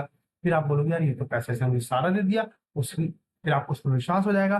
फिर आप अगली बार वो दोबारा मांगेगा, अब की बार आप बोलोगे यार मैं ज्यादा पैसे देना चाहता हूँ। पहले पिछली बार आपने 1 लाख रुपए दिए, अब की बार सीधा आप उसे 5 लाख रुपए दे दो, क्योंकि आप में लालच बढ़ गया। 5 लाख का अब 2% आपका 10-10 हजार रुपये महीना आएगा, फिर आप सारा पैसा दे दो उसे। फिर एक टाइम बाद आएगा, वो सारा पैसा भी जाएगा आपका, वो सारा लेके भाग जाएगा, पैसा देगा भी नहीं बेसिकली। तो ये होता है जिससे मतलब यही होता है, मतलब यहाँ पे आपकी वेल्थ नहीं बन पाती, यहाँ पे बहुत बड़ा रिस्क होता है, आपके पैसे डूबने का रिस्क होता है बेसिकली। तो हेल्प हमें करनी चाहिए बेसिकली, लेकिन आप यहाँ पे वेल्थ नहीं बना पाएंगे, यहाँ पे अपने गोल को अचीव नहीं कर पाएंगे। तो सरकार मूवी का यही डायलॉग है, नजदीकी फायदा देखने से पहले दूर के नुकसान की सोचनी चाहिए हमेशा। फिर उसके बाद आता है तीसरा ऑप्शन, रियल एस्टेट इन्वेस्टमेंट। देखिए रियल एस्टेट के लिए कुछ मेरी ओपिनियंस है जो मैं आपको बताने वाला हूँ कि रियल एस्टेट जब भी आप प्रॉपर्टी में आज के टाइम पे आपको पता है, अगर आप दिल्ली जैसे शहर में प्रॉपर्टी लेना चाहते हैं, करोड़ से कम की प्रॉपर्टी है नहीं, ठीक है।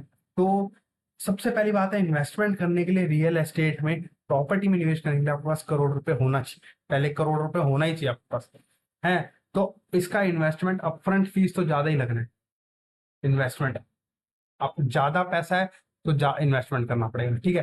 फिर उसके बाद आता है इलिक्विडिटी, हार्ड टू क्विकली। अगर आपको कल को जरूरत पड़ती है, आपने 1 करोड़ रुपए प्रॉपर्टी में निवेश कर दिए, और कल को आपको सिर्फ 10 लाख रुपए की जरूरत पड़ेगी, तो क्या आप उस जहां प्रॉपर्टी में निवेश करा, क्या आप उसका बाथरूम किचन बेच दोगे क्या 10 लाख रुपए निकालने के लिए? नहीं, आपको बेचना तो पूरा ही पड़ेगा, वो पूरी प्रॉपर्टी बेचनी पड़ेगी, और फिर आपको पूरी प्रॉपर्टी बेचनी पड़ेगी, और कल को बायर मिले ना मिले, 1-2 साल लग जाते हैं प्रॉपर्टी बिकने में। तो ये होता है बेसिकली, है प्रॉपर्टी इज लिक्विडिटी एसेट, है। आपको पता है बैंक तक प्रॉपर्टी में निवेश नहीं करते, बैंक भी लिक्विड एसेट्स में निवेश करके चलते हैं हमेशा। RBI poor rules and regulation से कोई भी बैंक को अलाउड नहीं है प्रॉपर्टी में निवेश करके चलने का, है। तो ये चीज होती है। इवन बैंक बैंक आपको हाउसिंग लोन बांटता है, आपको सपने दिखाता है कि अपना घर हो, अच्छा घर हो, लेकिन खुद की बैंक की ब्रांच उसकी रेंट पे होती है, खुद की बैंक की ब्रांच रेंट पे होती है। तो आप वहां पे कंज्यूमर हो, इन्वेस्टर नहीं हो। आप सोचते हो कि मैं प्रॉपर्टी हाउसिंग लोन लेके प्रॉपर्टी में निवेश कर दूं, तो आप एक तरीके से कंज्यूमर ही हो उसके लिए, इन्वेस्टर नहीं हो आप एक तरीके से। अगर प्रॉपर्टी में इतना रिटर्न बनता ही है बेसिकली, तो बैंक वालों को सारा पैसा भी प्रॉपर्टी में इन्वेस्ट करना चाहिए ना, प्रॉपर्टी में अगर रिटर्न ज्यादा आता है तो ये चीज आपको सोचनी पड़ेगी ना ढंग से। तो मैं ये नहीं कह रहा कि सिर्फ अपने पॉइंट ऑफ व्यू से, दोनों के पॉइंट ऑफ व्यू से सोचो, बैंक के पॉइंट ऑफ व्यू से भी सोचो, अपने पॉइंट ऑफ व्यू से भी सोचो, फिर ओपिनियन लो, फिर जजमेंट बनाओ अपनी कि क्या करना चाहिए। फिर प्रॉपर्टी में एक दिक्कत आती है, लोकेशन, लोकेशन बहुत मैटर करती है। प्रॉपर्टी की वैल्यू ज्यादातर लोकेशन पे डिपेंड करती है। फिर उसके बाद आता है मेंटेनेंस कॉस्ट, प्रॉपर्टी को मतलब मेंटेनेंस भी करना पड़ता है आपको, प्रॉपर्टी रखनी है। और कुछ रिपेयर वगैरह, प्रॉपर्टी मैनेजमेंट, ये सब करना पड़ता है आपको, हाउस कीपिंग वगैरह सब कुछ रखना पड़ता है। फिर उसके बाद है लीगल एंड टैक्स कॉम्प्लेक्सिटीज, है, रेगुलेशंस काफी निभाना पड़ेगा, प्रॉपर्टी टैक्स देना पड़ता है जब आप प्रॉपर्टी खरीदने गए हो, उस पर स्टैम्प ड्यूटी भी पे करनी पड़ेगी, जीएसटी भी लगेगा, है। ये सब भी आपको चीज करनी पड़ेगी। इन्वेस्टमेंट जो 1 करोड़ की कर रहे हो आप, उसको पे करने के लिए पहले एक कमीशन देना पड़ेगा आपको, डीलर को कमीशन देना पड़ेगा जिसके थ्रू खरीदी है, ब्रोकर को कमीशन देना पड़ेगा। फिर उसके बाद रजिस्ट्री करवाओगे तो उसकी स्टैम्प ड्यूटी पे करनी पड़ेगी 6-7 लाख रुपए, फिर उस पर जीएसटी भी देना पड़ेगा आपको। तो इन्वेस्टमेंट वो आपको 1 करोड़ की नहीं, वो आपको इन्वेस्टमेंट 1 करोड़ 8 लाख के आसपास पड़ेगी, ज्यादा की ही पड़ेगी, है।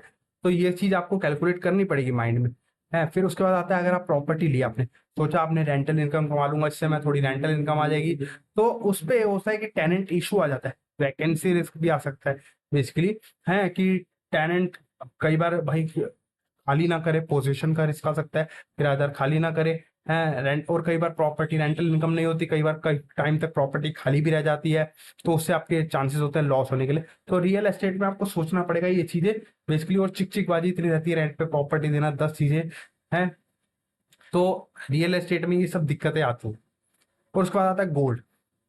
गोल्ड में इन्वेस्ट करना चाहिए। अब गोल्ड में लोग कहते हैं कि गोल्ड में इन्वेस्ट करना चाहिए, लोगों का मानना है कि गोल्ड इन्फ्लेशन को बीट करता है। देखिए, गोल्ड कहने वाली बात है, गोल्ड इन्फ्लेशन को बीट करता है, ये तो एक गवर्नमेंट के कुछ रूल्स हैं, गवर्नमेंट गोल्ड स्टैंडर्ड्स के अकॉर्डिंग ही करेंसीज वगैरह प्रिंट करती है, वो तो एक है। लेकिन गोल्ड क्या गारंटी है, गोल्ड हमेशा ऊपर जाएगा ये चीज है, गोल्ड इन्फ्लेशन को बीट करेगा। कई कई टाइम तो गोल्ड ने बीट, किसी की कुछ 10-10 साल तो गोल्ड एक ही रेट पे अटका रहा है काफी टाइम तक है।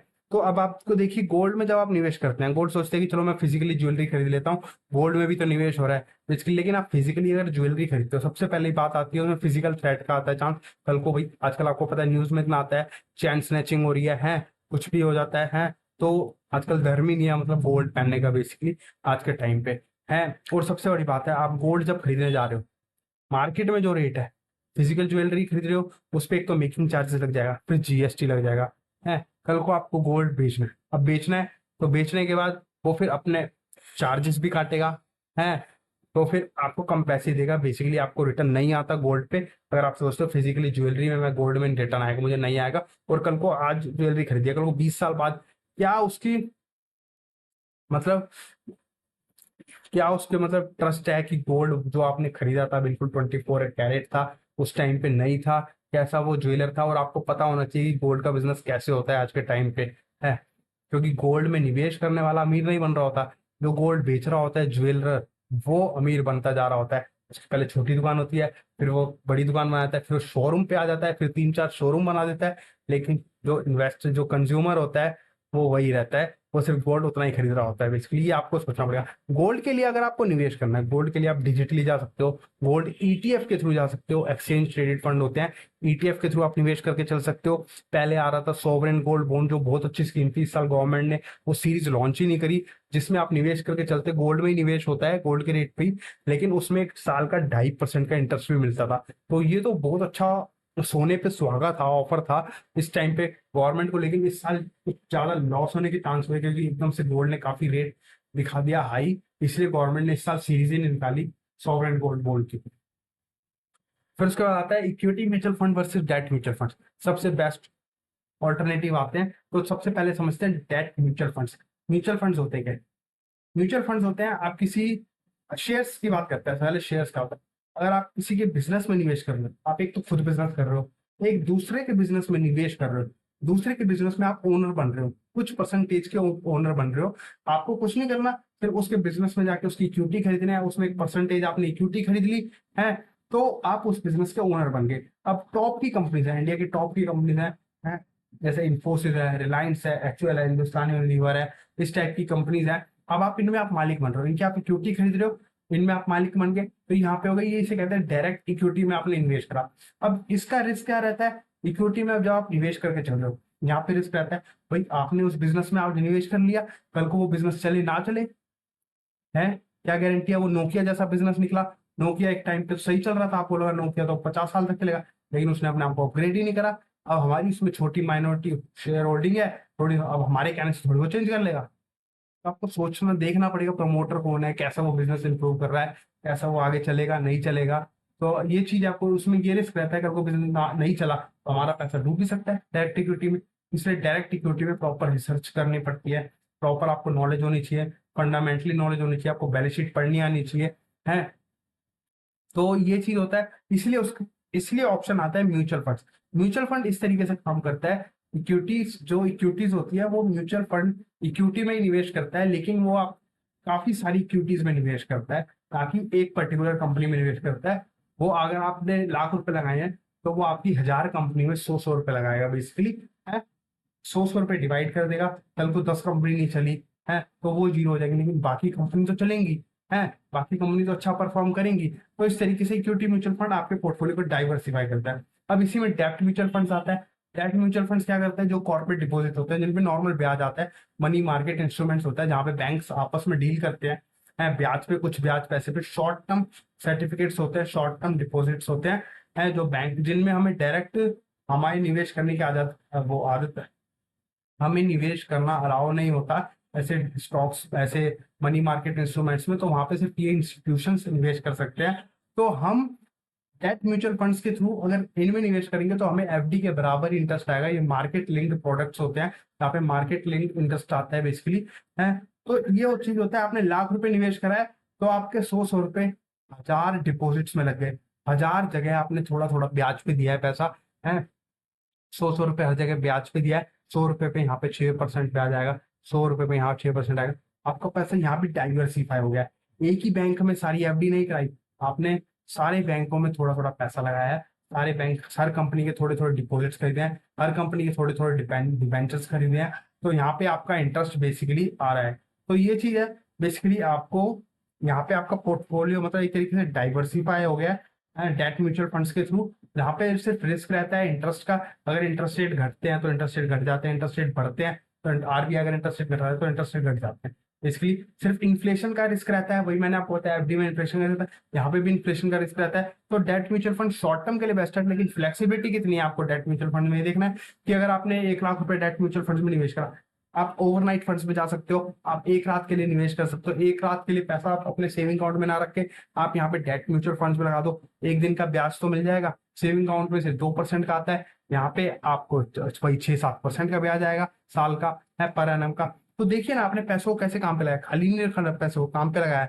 है। अगर आपको, जब आपने 10 लाख की एफडी कराई, वो तो लॉक हो जाती है 1 साल के लिए, लेकिन वो वहां पे बैंक की मर्जी है वो कितने टाइम के लिए आपकी एफडी करेगा, तो 365 दिन के लिए करेगा। लेकिन डेट म्यूचुअल फंड्स में ये है कि आपने 365 नहीं, 365 दिन से ऊपर हो गया पैसा है तो भी आपको इंटरेस्ट आ रहा है। यहाँ पे आपकी मर्जी है, आपको 3 महीने के लिए निवेश करना है या 90 दिन के लिए, 91 दिन के लिए, 92 दिन के, जितने दिन के लिए, जब मन करा पैसा निकाल लिया। कोई प्री मेच्योर मतलब चार्जेस नहीं लगते इसके डेट म्यूचुअल फंड में। और 10 लाख की एफडी कराइए, आपको 1 लाख की जरूरत पड़ी, 1 लाख रुपए निकाल लो, 9 लाख पे तो ब्याज आते ही रहेगा है। तो डेट म्यूचुअल फंड में काफी फ्लेक्सिबिलिटी रहती है, लिक्विडिटी है।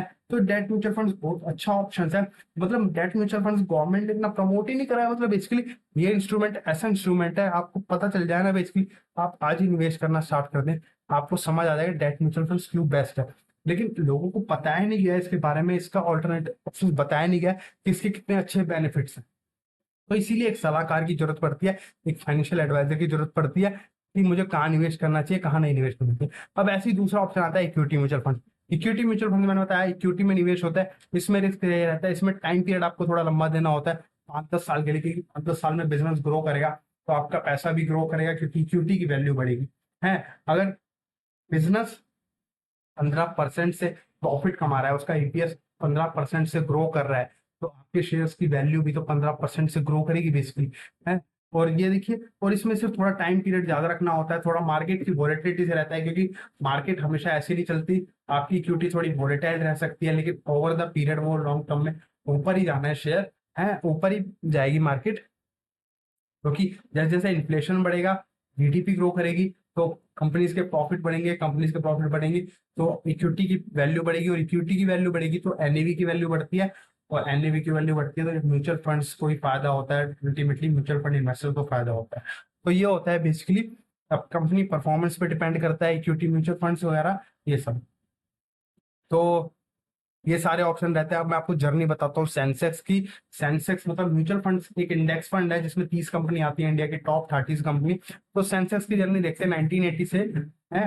1989 में 1000 पॉइंट पे था सेंसेक्स, और आज कोविड के टाइम पे 2021 में 50,000 तक पहुंच गया था, और आज के टाइम पे 80,000 रुपए का सेंसेक्स हो चुका है। तो जो इस बीच इसमें कितने सारे इम्पैक्ट जुड़े हैं, कितने सारे नेगेटिव टेंशन हुए हैं बेसिकली है।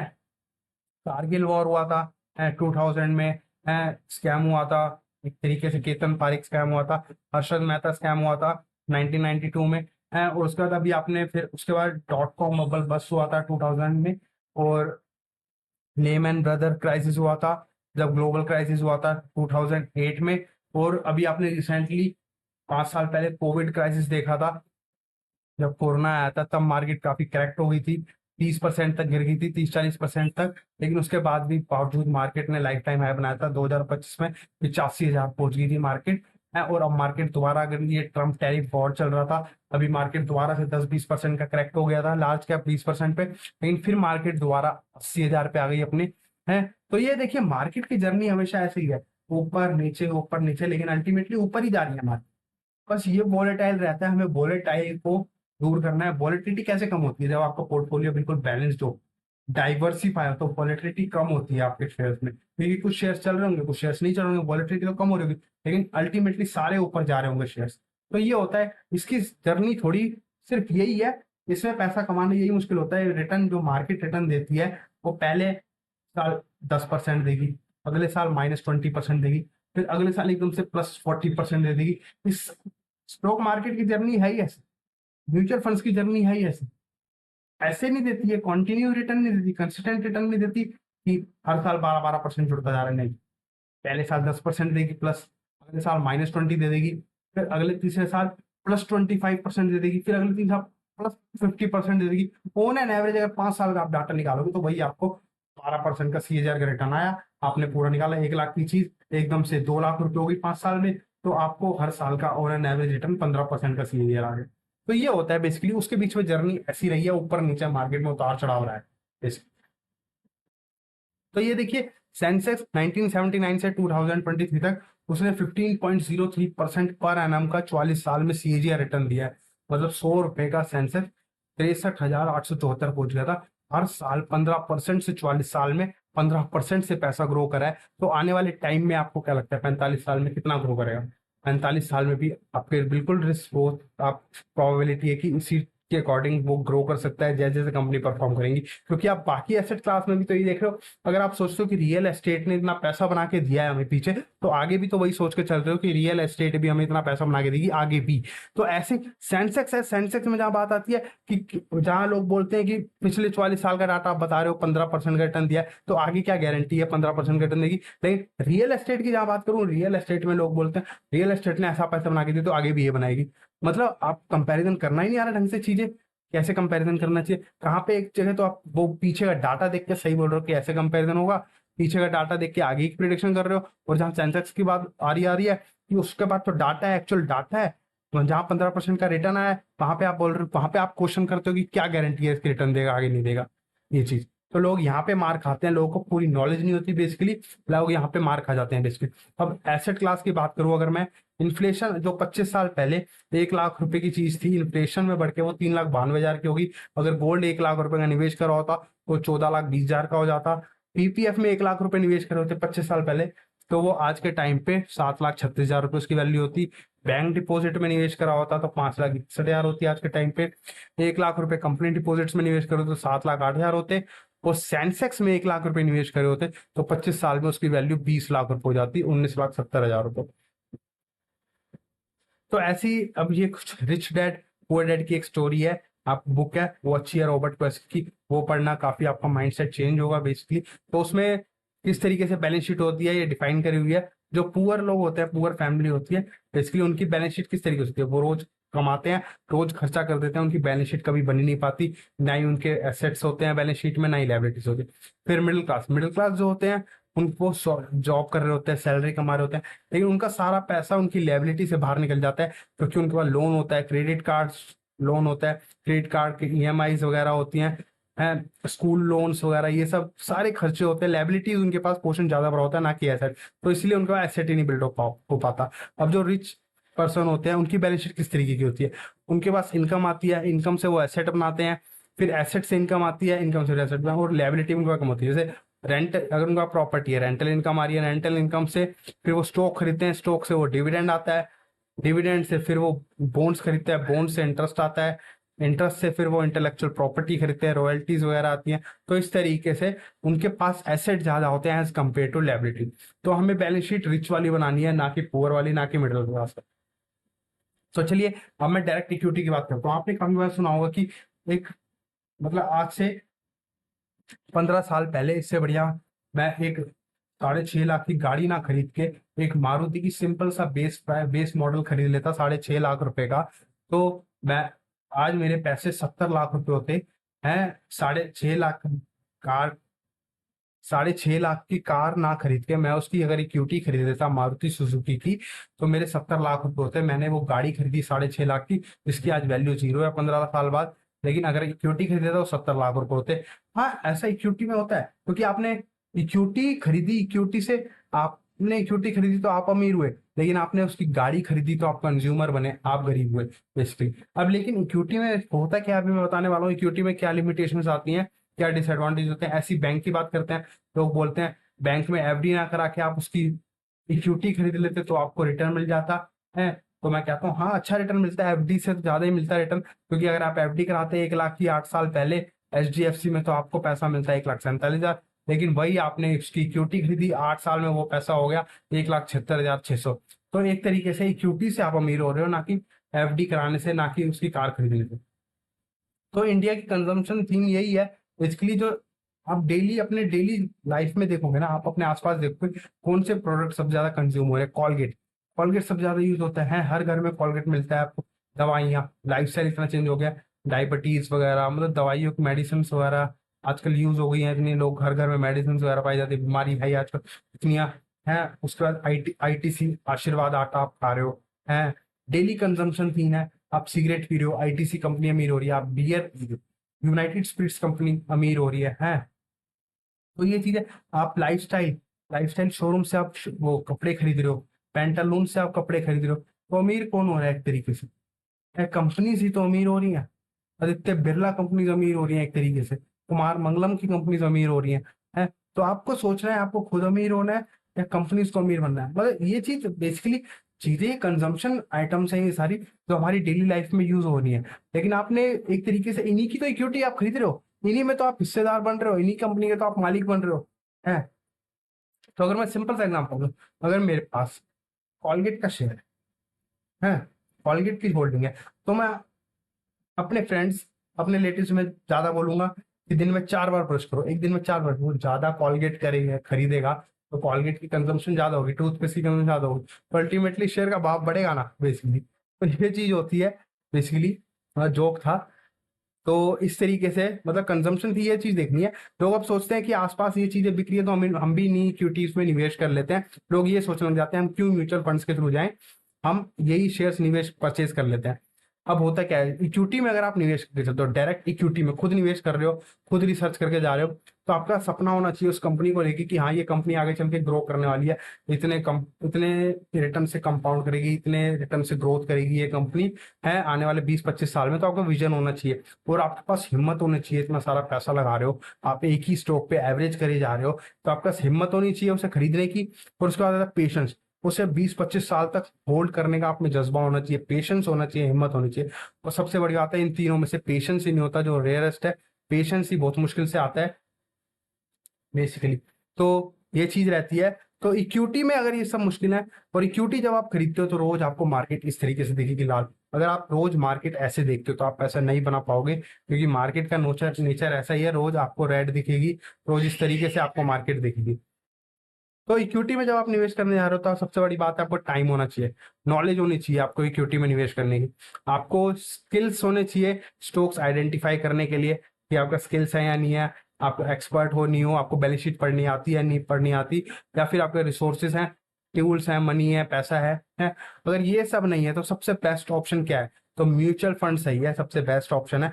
आप एक्सपर्ट नहीं हो, आपका टाइम नहीं है, आपको रिसर्च करनी नहीं आती, बैलेंस शीट पढ़नी आती, तो आप म्यूचुअल फंड के थ्रू जाएं, निवेश करें इन कंपनियों में। तो इन्हीं कंपनियों में वो पैसा निवेश करेगा, लेकिन वहां पे पोर्टफोलियो डाइवर्सिफाई करेगा, वहां पे एक फंड मैनेजर होगा जो आपके पैसों को प्रॉपर मेंटेन कर रहा होगा, है। तो म्यूचुअल फंड की बात करते हैं। म्यूचुअल फंड होता क्या है बेसिकली?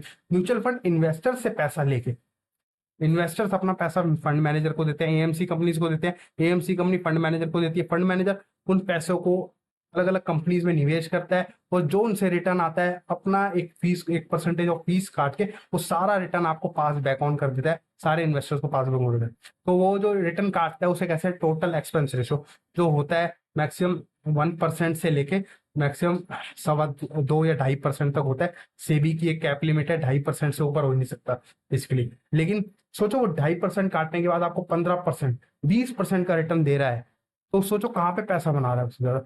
सिर्फ उसने अपने 2.5%, 1.5% काट लिया, और उसके बाद वो आपको सारा रिटर्न पास बैक ऑन कर रहा है, सारा इन्वेस्टर्स को पास बैक ऑन कर रहा है। जहाँ बैंक में 6% की एफडी करा देते हो और बैंक आपको 6% की एफडी पे आपको सिर्फ 6% पा देता है, लेकिन उसके ऊपर वो पर्सनल लोन देता है 18% पे, है 24% पे इंटरेस्ट देता है। हाउसिंग लोन दे रहा है 8.5% पे, है ओवरड्राफ्ट फैसिलिटी दे रहा है दूसरे आपको वो 10% पे। तो आपके पैसे से वो ज्यादा पैसा कमा रहा है बेसिकली। आपको एक लिमिटेड प्राइस ऐसा पकड़ा दिया, लिमिटेड इंटरेस्ट पकड़ा दिया कि 6% लो आप, बाकी ऊपर का जितना भी कमाएंगे हम वो कमाएंगे। तो आपको ये सोचना ये है कि हमें कंज्यूमर नहीं बनना, हमें इन्वेस्टर बनना है। तो आप इन्वेस्ट म्यूचुअल फंड्स के थ्रू जाते हो तो एक सबसे बड़ी बात है, आप इक्विटी में निवेश कर सकते हो, बॉन्ड में निवेश हो सकता है, मनी मार्केट इंस्ट्रूमेंट्स में निवेश हो सकता है। आपका पहले से इन्वेस्टमेंट ऑब्जेक्टिव डिफाइन होता है कि मेरा ये पैसा किस पर्पस के लिए लगा है, किस पर्पस के लिए मैं निवेश कर रहा हूँ। जहाँ पे एक प्रोफेशनल फंड मैनेजमेंट होते हैं, पोर्टफोलियो पूरा डाइवर्सिफाई होता है और वेल रेगुलेटेड, सेबी के द्वारा वेल रेगुलेटेड है। सेबी सेबी जहाँ पे हम जैसे इन्वेस्टर को प्रोटेक्ट करती है, हमारे खिलाफ कुछ भी गलत ना हो, कोई स्कैम ना हो, इसलिए सेबी बैठी है बीच में। तो यहाँ पे पैसा इसलिए सेफ है बेसिकली। और एडवांटेज इसके हैं म्यूचुअल फंड के, म्यूचुअल फंड में सबसे बड़ी बात है आप एक प्रोफेशन आपके पैसों को मैनेज कर रहा है, लो कॉस्ट पे मैनेज कर रहा है, लो कॉस्ट पे सिर्फ अपनी फीस चार्ज कर रहा है 1 से 2.5% तक मैक्सिमम है। और सबसे बड़ी बात है लो मिनिमम इन्वेस्टमेंट, आप 500 रुपए से भी इन्वेस्टमेंट स्टार्ट कर सकते हो। और डाइवर्सिफिकेशन होता है बेसिकली, आपके लाख रुपए हैं, आपके 500 रुपए हैं, वो 100 कंपनी में 5-5 रुपए लगा दिए जाएंगे, या लाख रुपए हैं तो 100 कंपनी में 1000-1000 रुपए लगा दिए जाएंगे, है। तो ये होता है। और फ्लेक्सिबिलिटी, कभी भी पैसा आप निकाल सकते हो, बिल्कुल ट्रांसपेरेंसी है, आपको डेली दिखेगा आपका पैसा कहाँ का निवेश हो रखा है, कोई स्कैम तो नहीं हो रहा, सब कुछ आपको ट्रांसपेरेंसी है, एक एक चीज पे आप नजर रख सकते हो। और फ्लेक्सिबिलिटी, जब मर्जी आप पैसा निकाल सकते हो, फ्लेक्सिबल है। तो अगर आपने 1 करोड़ पे निवेश करा हुआ है, आपको 10 लाख की जरूरत पड़ गई है, आप 10 लाख विड्रॉ कर सकते हो, रिडम्पशन ले सकते हो। अगर आपको महीने की रेगुलर इनकम चाहिए, वो भी आप विड्रॉ कर सकते हो, महीने की रेगुलर इनकम, वो आता है सिस्टमेटिक विड्रॉल प्लान SWP के थ्रू जो होता है। तो आपसे मैं पूछता हूँ, अगर आपको शॉर्ट टर्म नीड्स है, शॉर्ट टर्म में आपको पैसा निवेश करना है, आपको मतलब 1-2 साल का आपको होराइजन है, तो आपको क्या चूज करना चाहिए? आपको डेप्ट में जाना चाहिए, डेट म्यूचुअल फंड्स के। रेगुलर इनकम चाहिए आपको, इनकम भी चाहिए और इन्वेस्टमेंट भी चाहिए, पर आपका पैसा भी कैपिटल अप्रिशिएट करे, तो आपको हाइब्रिड फंड्स के थ्रू जाना चाहिए, जहाँ पे डेप्ट एंड इक्विटी का मिक्सचर होता है। फिर उसके बाद टैक्स सेविंग के लिए आपको करना है, तो आपको ELSS फंड में जाना चाहिए, इक्विटी में, जहाँ पे मतलब टैक्स सेविंग भी हो रही है और इक्विटी का रिटर्न आ रहा है आपको, तो सबसे बेस्ट है ना टैक्स सेविंग के लिए। और फिर वेल्थ बिल्डअप करनी है तो आपको प्योर इक्विटी फंड्स में जाना चाहिए, इक्विटी में निवेश। तो अगर मैं आपको एक Nippon India mutual funds company है, उसका एक फंड के बारे में बताता हूँ। निप्पॉन इंडिया ग्रोथ फंड था, कोई मेरी रिकमेंडेशन नहीं है, जस्ट मैं आपको एग्जांपल बता रहा हूँ, है एजुकेशन पर्पस के लिए। अगर किसी ने 26 साल पहले उसमें 1 लाख रुपए लगा के छोड़े होते, तो उसके आज 2 करोड़ रुपए बन जाते हैं, मतलब 26 साल में, मतलब 5 बारी पैसा, 200 टाइम्स ग्रोथ करा है पैसा। 1 लाख रुपए लगा के छोड़ा, सिर्फ 26 साल में पैसा 2 करोड़ रुपए हो, जो मैंने आपको बताया था। 1 लाख से 30 साल में कितने हो जाएंगे? 8 बारी में, 8 बारी में हो रहे थे उसके 2.5 करोड़ रुपए, और यहाँ सिर्फ 1 लाख से 25 साल में ही उसके 2 करोड़ रुपए हो गए। तो this is the power of compounding basically. और देखिए, अगर आप SIP करते हो, SIP एक और एग्जाम्पल देता हूँ, SIP HDFC म्यूचुअल फंड का, तो HDFC फ्लेक्सी कैप फंड है, जहाँ 10,000 रुपए की SIP आज 30 साल होने को आ गया है, वहां पे उसमें वैल्यू है उसकी कम से कम 30 साल बाद। उस HDFC फ्लेक्सी कैप फंड में किसी ने 10,000 रुपए की SIP करती, उसकी वैल्यू 30 साल बाद 22 करोड़ रुपए मोटा मोटी होती, 22 करोड़ रुपए सिर्फ 10,000 रुपए की SIP में होती। सोचो कितनी बड़ी पावर है, छोटे छोटे इन्वेस्टमेंट करके चला तो भी उसका पैसा बहुत अच्छा बन गया, बहुत अच्छी वेल्थ बन गई बेसिकली, है। देखिए, एक आप पिक्चर देख रहे होंगे, ये घर की पिक्चर है, किसी के फ्लैट की पिक्चर है, जहाँ पे लोग अपने, जब भी आप फ्लैट खरीदते हो तो आपने देखा होगा हर कोई अपने घर के बाहर एक अपने नाम की नेम प्लेट लगाता है। तो इन महाशय ने अपने नाम, अपने घर के आगे प्लेट लगाई है, Reliance growth fund. This house is made by Reliance growth fund. देखिए, सिर्फ उन्होंने, उसने लिखा है कि उसने हाउस को 1,500 रुपए पर मंथ की SIP करी थी, उसने 1,500 रुपए पर मंथ की SIP करी थी और उससे घर खरीदा है। सोचो, सोचो। और ये खुद जो है वो है खुद life insurance corporation of India, खुद LIC, खुद LIC बेचते हैं। और लायंस ग्रोथ फंड, लोगों ने मतलब यही एग्जांपल दिए कि SIP से वो अपने सपने पूरे कर सकते हैं। मैं ये बताना चाहता हूँ कि लायंस ग्रोथ फंड, उन्होंने नाम की प्लेट लगाई है बेसिकली, लोगों को एग्जाम्पल दिया है। तो ये देखिए, अब सपोज अगर आप एक इंश्योरेंस की बात करते हैं, LIC लाइफ इंश्योरेंस जो हर घर में पाई जाती है, लोग जहाँ पे क्या गलती करते हैं, लोग अगर इंश्योरेंस करके चलते हैं, तो उसमें क्या होता है, जैसे मैं कंपैरिजन बताता हूँ। इंश्योरेंस में 2,000 रुपये पर मंथ आप इंश्योरेंस कर दो है, 16 साल का प्लान है, 16 साल का प्लान है आपका है। तो आपके उसमें पैसे 25 साल बाद 16 साल तक भरने हैं आपको 2175 रुपए हैं, और 9 साल उसे छोड़ देना है, और उसके टोटल 25 साल बाद आपको पैसे मिलेंगे, पैसे मिल सकते हैं उसमें 19,87,500 रुपए, ठीक है। और यही चीज अब देखिए ना, इंश्योरेंस में ये प्रोडक्ट है, और यही एसआईपी करी होती है आपको, म्यूचुअल फंड्स के थ्रू करी होती है। तो आपको, और यहाँ पे ये कोई गारंटेड रिटर्न नहीं है कि 19,87,500 ही मिलेगा, इसमें अभी अनगारंटेड भी ऐड है, वो मिले ना मिले आपको। गारंटेड वाला मिला के अगर मैं चलूँ तो आपको 14 लाख रुपए सिर्फ मिल सकते हैं इसमें LIC में, लेकिन यही 25 साल में आपको 14 लाख मिल रहे हैं। और यही अगर आप SIP करके चलते, 2,000 रुपए की SIP करते, 16 साल तक करते हैं, और जहां पे आपने टोटल 3,84,000 रुपए निवेश करा, वो आपका 16 साल में 10,91,000 बन गया, और वही फिर 9 साल के लिए निवेश करके छोड़ दिया 10,91,619, तो आपका वो पैसा बन गया 30,27,145। 12% के एवरेज रिटर्न से, जो सबसे कम इंटरेस्ट रिटर्न है, म्यूचुअल फंड का वर्स्ट रिटर्न है, और उसमें टैक्स पे करने के बाद आपके हाथ में सिर्फ भी 27 लाख रुपए आते हैं। तो देखिए कितना बड़ा डिफरेंस आया, जहां का 19 लाख या 14 लाख मिलेंगे, वहीं एक 27 लाख रुपए मिल रहे हैं आपको, तो 7 लाख रुपए का डिफरेंस आया बेसिकली ये चीजें पे। मतलब म्यूचुअल फंड्स के थ्रू अगर आप निवेश करें, कितना बड़ा गैप आ रहा है, तो ये 5 साल और छोड़ दें तो यही पैसा आपका 26 लाख, 30 लाख रुपए, 60 लाख रुपए हो जाता है यहाँ पे, 60 लाख रुपए है। तो लोग क्या गलती करते हैं, लोग ज्यादातर EMI पे चीजें खरीदते हैं। आज के टाइम पे आपको पता ही है किस तरीके से ट्रैप में फंसे हैं लोग। EMI पे चीजें खरीदना प्रेफर करते हैं कि फोन ले आते हैं, फोन ले आते हैं, कल बाद में EMI पे कर देंगे पैसे। लेकिन आपको डिसाइड करना है कि आपको EMI अगर भर रहे हो, तो EMI पे करने से आप बैंकों को अमीर बना रहे हो, आप अपने आप को अमीर नहीं बना रहे। अगर आप SIP भर रहे हो, निवेश करके चल रहे हो हर महीने, तो आप अपने आप को अमीर बना रहे हो। फिर आप पहले SIP करो, फिर चीजें खरीदो ना। अब आपका डिसीजन है कि आपको SIP करके खुद को अमीर बनाना है, या EMI भर के दूसरों को अमीर बनाना है और खुद को गरीब बनाना है।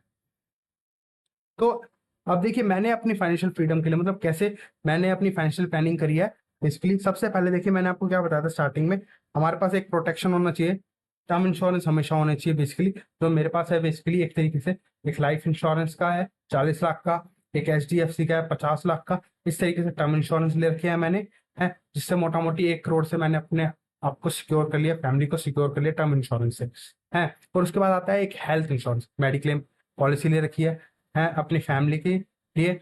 हेल्थ इंश्योरेंस, अपनी वाइफ का भी हेल्थ इंश्योरेंस लेकर, अपनी फैमिली का, जिसमें मेरा बच्चा भी आता है, पेरेंट्स भी आते हैं, हर कोई। तो ये एक तरीके से हमने फैमिली के मेडिकल इमरजेंसी कल को आए तो उसके लिए हेल्थ इंश्योरेंस हमारे पास है।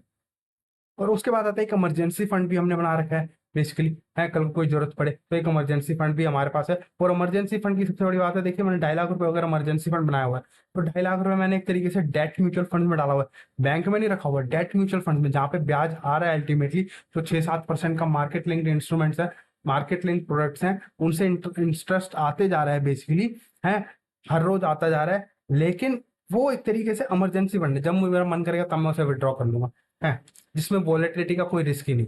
और उसके बाद आता है एक मोटा मोटी, अब मैंने फिर एक लमसम, जब मार्केट गिरी थी, अभी ट्रम्प टैरिफ वॉर आया था, तब उसमें एक मोटा अमाउंट लमसम इन्वेस्ट कर दिया था। तो मैंने आगे चल के अभी से इन्वेस्ट कर दिया 5-6 लाख रुपए, है। तो एकदम से अभी आज के टाइम पे 6.5 लाख रुपए वैल्यू थी 30 जून को, है। और आज के टाइम पे तो मैंने और ज्यादा निवेश करा हुआ है, मतलब वैल्यू 10 लाख रुपए है, 10 लाख रुपए तक निवेश कर रखा है इन्वेस्टमेंट। तो ये लमसम मैंने डाल रखा है। अब ये अभी कोई जरूरत नहीं हो रही मेरी, 10 लाख रुपए मैंने डाल के छोड़ दिया, 20-30 साल बाद देखेंगे। और बल्कि SIP भी मैं कर रहा हूँ, अब मेरी SIP भी उसमें जा रही है कंटिन्यू, है। और जितना पैसा और अर्न करते जाऊंगा मैं, और पैसा इसमें डालते जाऊंगा, बढ़ाते जाऊंगा। अब मेरी मेरी वाइफ ने भी डाल रखे हैं, हमने 2 लाख रुपए डाल रखे हैं उसमें, मेरी वाइफ ने भी अपने डाल रखे हैं। तो इस तरीके से मतलब जितना हम अर्न करते जा रहे हैं, उतना पैसा हम निवेश करते जा रहे हैं। मतलब प्लान, मैं ये नहीं बता रहा कितना अमाउंट निवेश कर रखा है, मतलब मैं ये बताना चाह रहा हूँ कि किस तरीके से प्लानिंग कर रखी है, प्रोटेक्शन ले रखी है, हेल्थ इंश्योरेंस ले रखा है, फिर उसके बाद हम इन्वेस्टमेंट करे जा रहे हैं, इन्वेस्टमेंट करे जा रहे हैं, सपने भी अपने लाइफ को बैलेंस करके चल रहे हैं, नॉर्मल चल रहे हैं, क्योंकि हमें पैसा बनाना है बेसिकली, गोल है हमारे कुछ, हमें अपने बेबी के लिए अच्छा लाइफ देनी है, अपने बच्चों को अच्छा फ्यूचर सिक्योर करना है। तो इस तरीके से प्लानिंग करके चल रहे हैं बेसिकली। तो अब आपकी बारी है कि आपको क्या करना है, आपको कैसे अपनी लाइफ में बनाना है। आपको FD करनी है, रियल एस्टेट में निवेश करना है, या आपको गोल्ड के थ्रू जाना है, या गोल्ड के थ्रू भी, म्यूचुअल फंड्स के थ्रू भी जा सकते हो आप, गोल्ड ईटीएफ में जा सकते हो, म्यूचुअल फंड भी गोल्ड में निवेश करता है, अगर आपको गोल्ड में निवेश करना है तो आप इस तरीके से बैंक करते हो। अब चार्ली मुंगर ये कहते हैं कि पहला 1 करोड़ बनाना सबसे मुश्किल होता है लाइफ में। अगर आपने जहां पहला 1 करोड़ बना लिया अपनी लाइफ में, अपनी लाइफ का पहला ड्रीम रखिए कि मुझे 1 करोड़ बनाना है, किसी भी तरह मैं 1 करोड़ बना दूं, मतलब काम दाम दंड भेंट किसी तरह 1 करोड़ रुपए आप किसी तरह पहला 1 करोड़ बना लो अपनी लाइफ का। फिर अगला करोड़ बनने में कोई टाइम नहीं लगता, जहां 1 करोड़ बनने में आपको 20 साल लगेंगे, वहीं अगला 1 करोड़ बनने में आपको सिर्फ 5 साल लगने हैं बेसिकली है। तो ये चीज है, लेकिन वो जर्नी लोग पूरी नहीं कर पाते। लोग कि 1 करोड़, पहला 1 करोड़ कैसे बनेगा। 1 करोड़ बना जैसे मर्जी लो, जहां आपने 1 करोड़ बना लिया आपने अपनी लाइफ का, अगला करोड़ बनाने में आपको टाइम नहीं लगना, फिर उसका अगला करोड़ बनाने में कोई टाइम नहीं लगना, और टाइम लगेगा। तो लोग लेकिन यहीं पे मार खा जाते हैं, वो पहला 1 करोड़ अपनी लाइफ में बना ही नहीं पाते लिक्विड एसेट्स में। अब मैं बात करूँ एक ऐसे ही, अगर आप निवेश करके चलते हैं, एक छोटा सा एग्जांपल लेते हैं, 1 करोड़, एक छोटा सा गोल बनाते हैं। मतलब मैं ये नहीं कह रहा कि आपसे मतलब 1 करोड़ का क्या होगा फ्यूचर में, कुछ भी नहीं रहेगी वैल्यू। मैं एक एग्जांपल लेके चल रहा हूँ, मतलब वो आप अपनी प्रॉपर प्लानिंग करोगे, इन्फ्लेशन एडजस्ट करोगे, तो आपको पता चलेगा कि टाइम कितना, उस टाइम पे आपको अमाउंट चाहिए होगा। लेकिन अभी मैं सिर्फ एक एग्जांपल की बात कर रहा हूँ 1 करोड़ का। लेकिन 1 करोड़ के लिए अगर आप सपोज आज 20 साल के, आपको 60 साल की उम्र में 40 साल बाद 1 करोड़ रुपए चाहिए, तो आपको 40 साल है आपके पास, आपको सिर्फ कितना निवेश करना पड़ेगा। अगर 1 करोड़ आपको इकट्ठा करना है अपनी लाइफ में, एक गोल है आपका 1 करोड़ का, तो आपको सिर्फ हर महीने 1000 रुपये निवेश करना पड़ेगा। लेकिन जहां आपने आप 5 साल डिले कर दिया, तो सोच चलो आज नहीं, मैं 5 साल बाद से निवेश करना स्टार्ट करूंगा, तो आपके पास 25 साल के हो जाओगे, 35 साल बचेंगे सिर्फ, तो आपको उस टाइम पे 1815 रुपये निवेश करने पड़ेंगे वही 1 करोड़ के लिए है। लेकिन जहां आप 30 साल के हो गए, 5 साल और डिले कर दिया, तो आपको निवेश करना पड़ेगा 3246 रुपये। जहां 35 साल के हो गए, 25 साल निवेश करना पड़ेगा आपको 5875 रुपये। सोचो, जहां 20 साल के हो सिर्फ 40 साल निवेश करना है, 1021, तो आपको सिर्फ 4,90,000 निवेश करने हैं। लेकिन 25 साल के हो गए, 35 साल निवेश करना है, तो आपको सिर्फ निवेश करने पड़ेंगे फिर 7,62,300 रुपये। 7,62,000। जितना ज्यादा डिले करोगे, उतना ज्यादा आपको पैसा भरना पड़ेगा, आपकी जेब पॉकेट पे बर्डन आएगा, आप फिर लाइफ भी इंजॉय नहीं कर पाओगे, आपको भी इन्वेस्टमेंट अब ज्यादा करनी पड़ेगी उतने ही गोल के लिए। तो आप पहले अगर डिसाइड करोगे मेरा इतना अमाउंट का गोल होना चाहिए, इन्फ्लेशन भी उसमें एडजस्ट कर लिया आपने, है आपके अकॉर्डिंग इतना मेरे को कॉर्पस चाहिए होगा उस टाइम पे, तो मैं मेरे को बताओ भाई कितनी एसआईपी मैं कर सकता हूँ, आपको डिसाइड करना पड़ेगा। तो ये होता है देखिए, तो 50 साल के उस 10 साल बाद अगर 1 करोड़ रुपए चाहिए, तो उसे 44,000 रुपये निवेश करना पड़ेगा बेसिकली। और ये सिर्फ 12% के सीधा रिटर्न से बता रहा हूँ। और ऐसे किसी का गोल 5 करोड़ का हो सकता है, तो देखिए 5 करोड़ का गोल है तो 9,000 की एसआईपी करनी पड़ेगी अगर 35 साल है उसके बाद। जहां 30 साल है तो 16,000 की एसआईपी करनी पड़ेगी, मतलब अमाउंट डबल होता जा रहा है एसआईपी का। आपको सोचो, जो कम उम्र में टाइम ज्यादा मिल रहा है, तो आपको निवेश कम करना पड़ रहा है, और टाइम कम है, टाइम कम है तो आपको ज्यादा निवेश करना पड़ेगा। तो अब आपका डिसीजन है, आपका वैसे आपको कैसे निवेश करना है। तो इसीलिए कहते हैं कल करे सो आज कर, आज करे सो अब। सब अपने गोल के लिए एसआईपी कर रहे हैं, आप करोगे कब। तो स्टार्ट है एसआईपी टुडे, एसआईपी स्टार्ट करें। अब एसआईपी होता क्या है, जिन जो जॉब करते हैं, जो अपनी लाइफ में जॉब करते हैं, उनके पास हर महीने पेचेक आता है, सेविंग आती है, तो उसमें से वो थोड़ी थोड़ी सेविंग निकाल के वो एसआईपी कर सकते हैं। मतलब वो फ्यूचर में इन्वेस्टमेंट कर रहे हैं, फ्यूचर में इन्वेस्टमेंट करते जा रहे हैं हर महीने थोड़ा थोड़ा। लेकिन किसी के पास लमसम अमाउंट है, इकट्ठा अमाउंट, अभी पास्ट की सेविंग्स है, वो इन्वेस्टमेंट हो रखी है, चाहे उसने पहले गलत जगह निवेश कर रखा था, लेकिन आज के टाइम पे उसके पास आ गया। पहले उसने चाहे इंश्योरेंस कर रखा था, चाहे एफडी कर रखी थी, अभी उन पैसों की जरूरत नहीं है, अभी भी 10-15 साल है उन पैसों के लिए, तो उन पैसों को 10-15 साल के लिए आप लमसम को म्यूचुअल फंड्स में लगा सकते हो, ताकि वहां पे 15% 12% का ग्रो मिले। है, जहाँ 10 साल का पैसा 10 लाख रुपए आपका निवेश करा, तो 10 साल में आपका 40 लाख रुपए हो जाएगा बेसिकली, है 15% से। तो ये चीज होता है बेसिकली, लमसम होता है पास सेविंग, वो निवेश करके चलेगा, एसआईपी से धीरे धीरे वेल्थ बनेगी, लमसम से बहुत जल्दी वेल्थ बनती दिखेगी एकदम से। तो ये चीज होता है, फर्क आपको करना पड़ेगा। तो आपका भविष्य है आपके हाथ में है, तो सोच सकारात्मक, कर्म निरंतर, भविष्य उज्जवल बेसिकली। तो आपका पैसा है, आपका डिसीजन है आपको कैसे निवेश करना है। तो और सबसे बड़ी बात है, एक लोग क्या गलती करते हैं यहाँ पे, मैंने आपको बताया ना, पैसा बनाने के लिए ज्यादा इंटेलिजेंस की जरूरत नहीं है, सिर्फ हमारा बिहेवियर, इमोशंस कैसे कंट्रोल करें वो डिसाइड करता है। लोग अब गलती क्या करते हैं, अब देखिए इसमें म्यूचुअल फंड डिस्ट्रीब्यूटर है, अगर आप मेरे से एडवाइस लोगे, तो अब आप सोचते होगे कि जो मैंने आपको बताया टोटल एक्सपेंस रेशो लगता है, फंड मैनेजर एक पैसा आपको मैनेज कर रहा है, तो एक फीस चार्ज कर रहा है, उस फीस में कितने चार्ज कर रहा है वो, डेढ़ 1 रुपए से 2.5 रुपए, उसमें म्यूचुअल फंड डिस्ट्रीब्यूटर का कितना कंट्रीब्यूशन होता है, कितना मतलब उसका शेयर होता है, 50 पैसे 60 पैसे।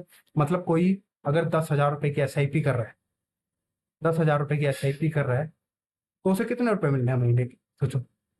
उस म्यूचुअल फंड डिस्ट्रीब्यूटर को सिर्फ पैसे आने हैं 6 रुपए महीने के। सोचो, यही तो सबसे बड़ी बात है। और लेकिन ज्यादातर लोगों का ध्यान क्या होता है कि म्यूचुअल फंड डिस्ट्रीब्यूटर पता नहीं कितना कमीशन कमा रहा होगा इससे, है।